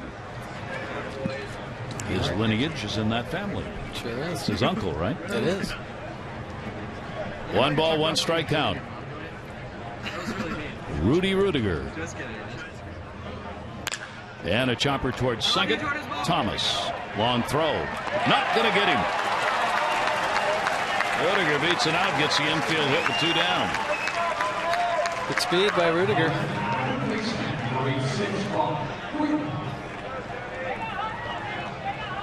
That was a nice play by the second baseman. I think he underestimated, how fast we run, get out of the box. It was a long throw, wasn't it? It sure was. He had to take an extra hop just to kind of gather himself.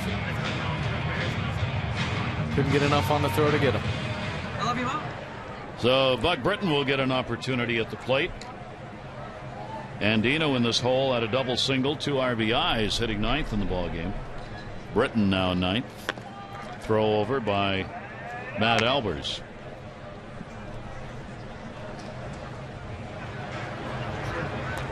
Buck Britton with 4 minor league seasons under his belt.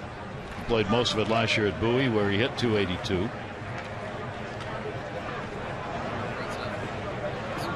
I feel like whenever you're thinking about 19 doubles, 3 triples, 3 home runs for extra base hits. Well, if you can hear me, I love you. There are 2 away. Albers' delivery, and that's down low for a ball. Now you're going to regret doing it. I wouldn't mind seeing Rudiger take off here. Get him out in a scoring position with 2 outs.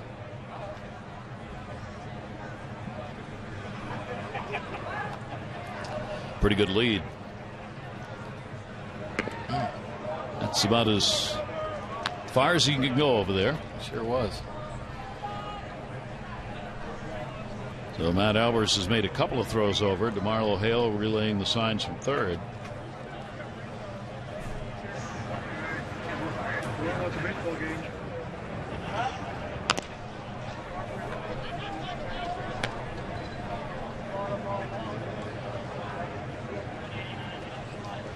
Red Sox think he's going.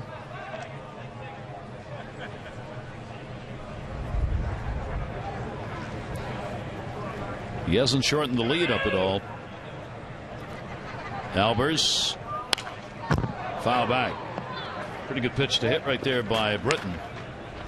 The other thing speed can do for you, if the pitcher gets concerned, may not want to throw off-speed pitchers, breaking balls, if he thinks that guy's going to run. Yeah, no doubt about it. So, and hitters may be able to look for the fastball and catch one. Rudiger he's walked off another quarter of a step over there. 1 ball, 1 strike. Albers. There he goes. Here's the throw down by Butler, and not in time. Stolen base. Nice job. He did keep extending that lead. He wasn't scared, was he? No. He got out there nice far. Had a pretty good jump. In there safely. He had a couple of stolen bases last year, his first major league season, Gulf Coast League and Delmarva. One at each level. Gets 1 year and in scoring position. 2 ball, 1 strike count on Britton with 2 down. Albers outside.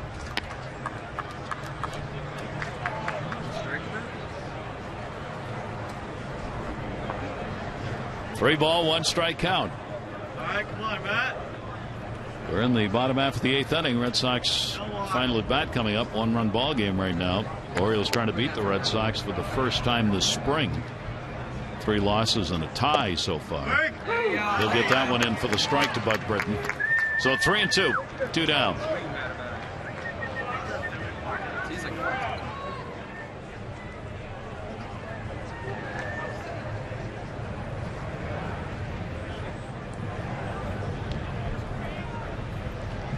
Here's the 3-2 delivery, and it's in the air to center.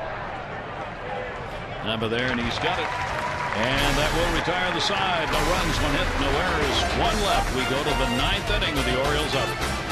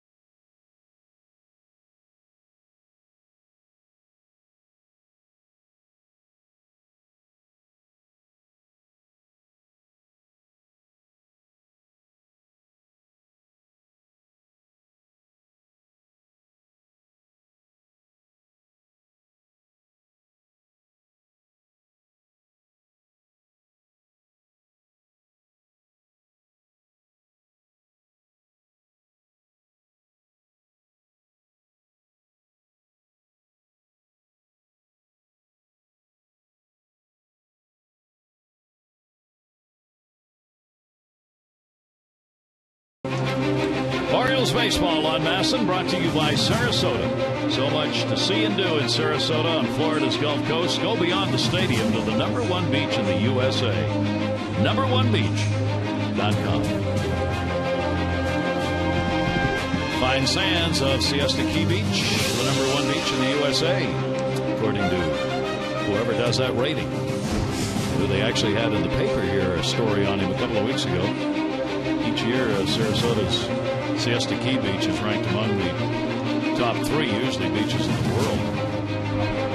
You been down there? Yes. I have. You haven't been? Is it awesome? Take a ride over. It's beautiful. It's a huge beach. It's really beautiful. There are lots of them. What makes it so beautiful? The sand. Oh, the white sand? The white coral ground up sand. It's just amazing. It's almost like snow.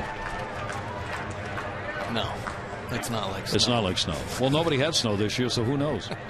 Here is Drew Hedman. Hedman at the plate here in the 9th inning. Phillips on the mound for the Orioles. Try and wrap it up, left-hander. And that will be up high for a ball. Zach Phillips. Doing a lot of work. 7th time out. He's worked a couple of innings in his first 2 appearances and an inning each in his last 4. And that pitch is in there for a strike. He's given up only 2 earned runs in these 6 outings on 4 hits. Only 2 walks in the outings and 5 strikeouts. He's done a nice job, and he's definitely put himself in the mix for getting a spot in that in the bullpen. For that situation, right? Exactly. Lefty. Sure. Edmund, a strikeout victim. 1 down. Right back tomorrow, 1 o'clock, Nationals and the Orioles here at Ed Smith Stadium on Masson. Interleague play, of course, continuing with 6 games against the Nationals included on the Orioles schedule, the home and home. Mitch Denning up, and the pitch is up high for a ball. Denning grounded out, the only at bat he's had in the game.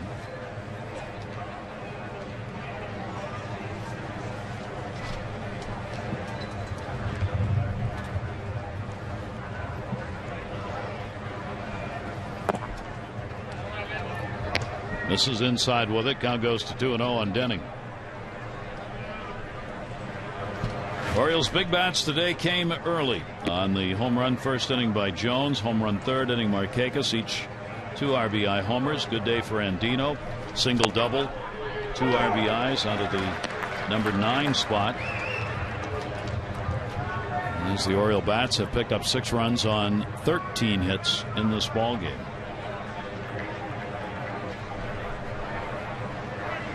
No multiple RBIs for the Red Sox. One of their runs coming in a wild pitch. Phillips gets it in there for a strike, and the count goes to 2-2.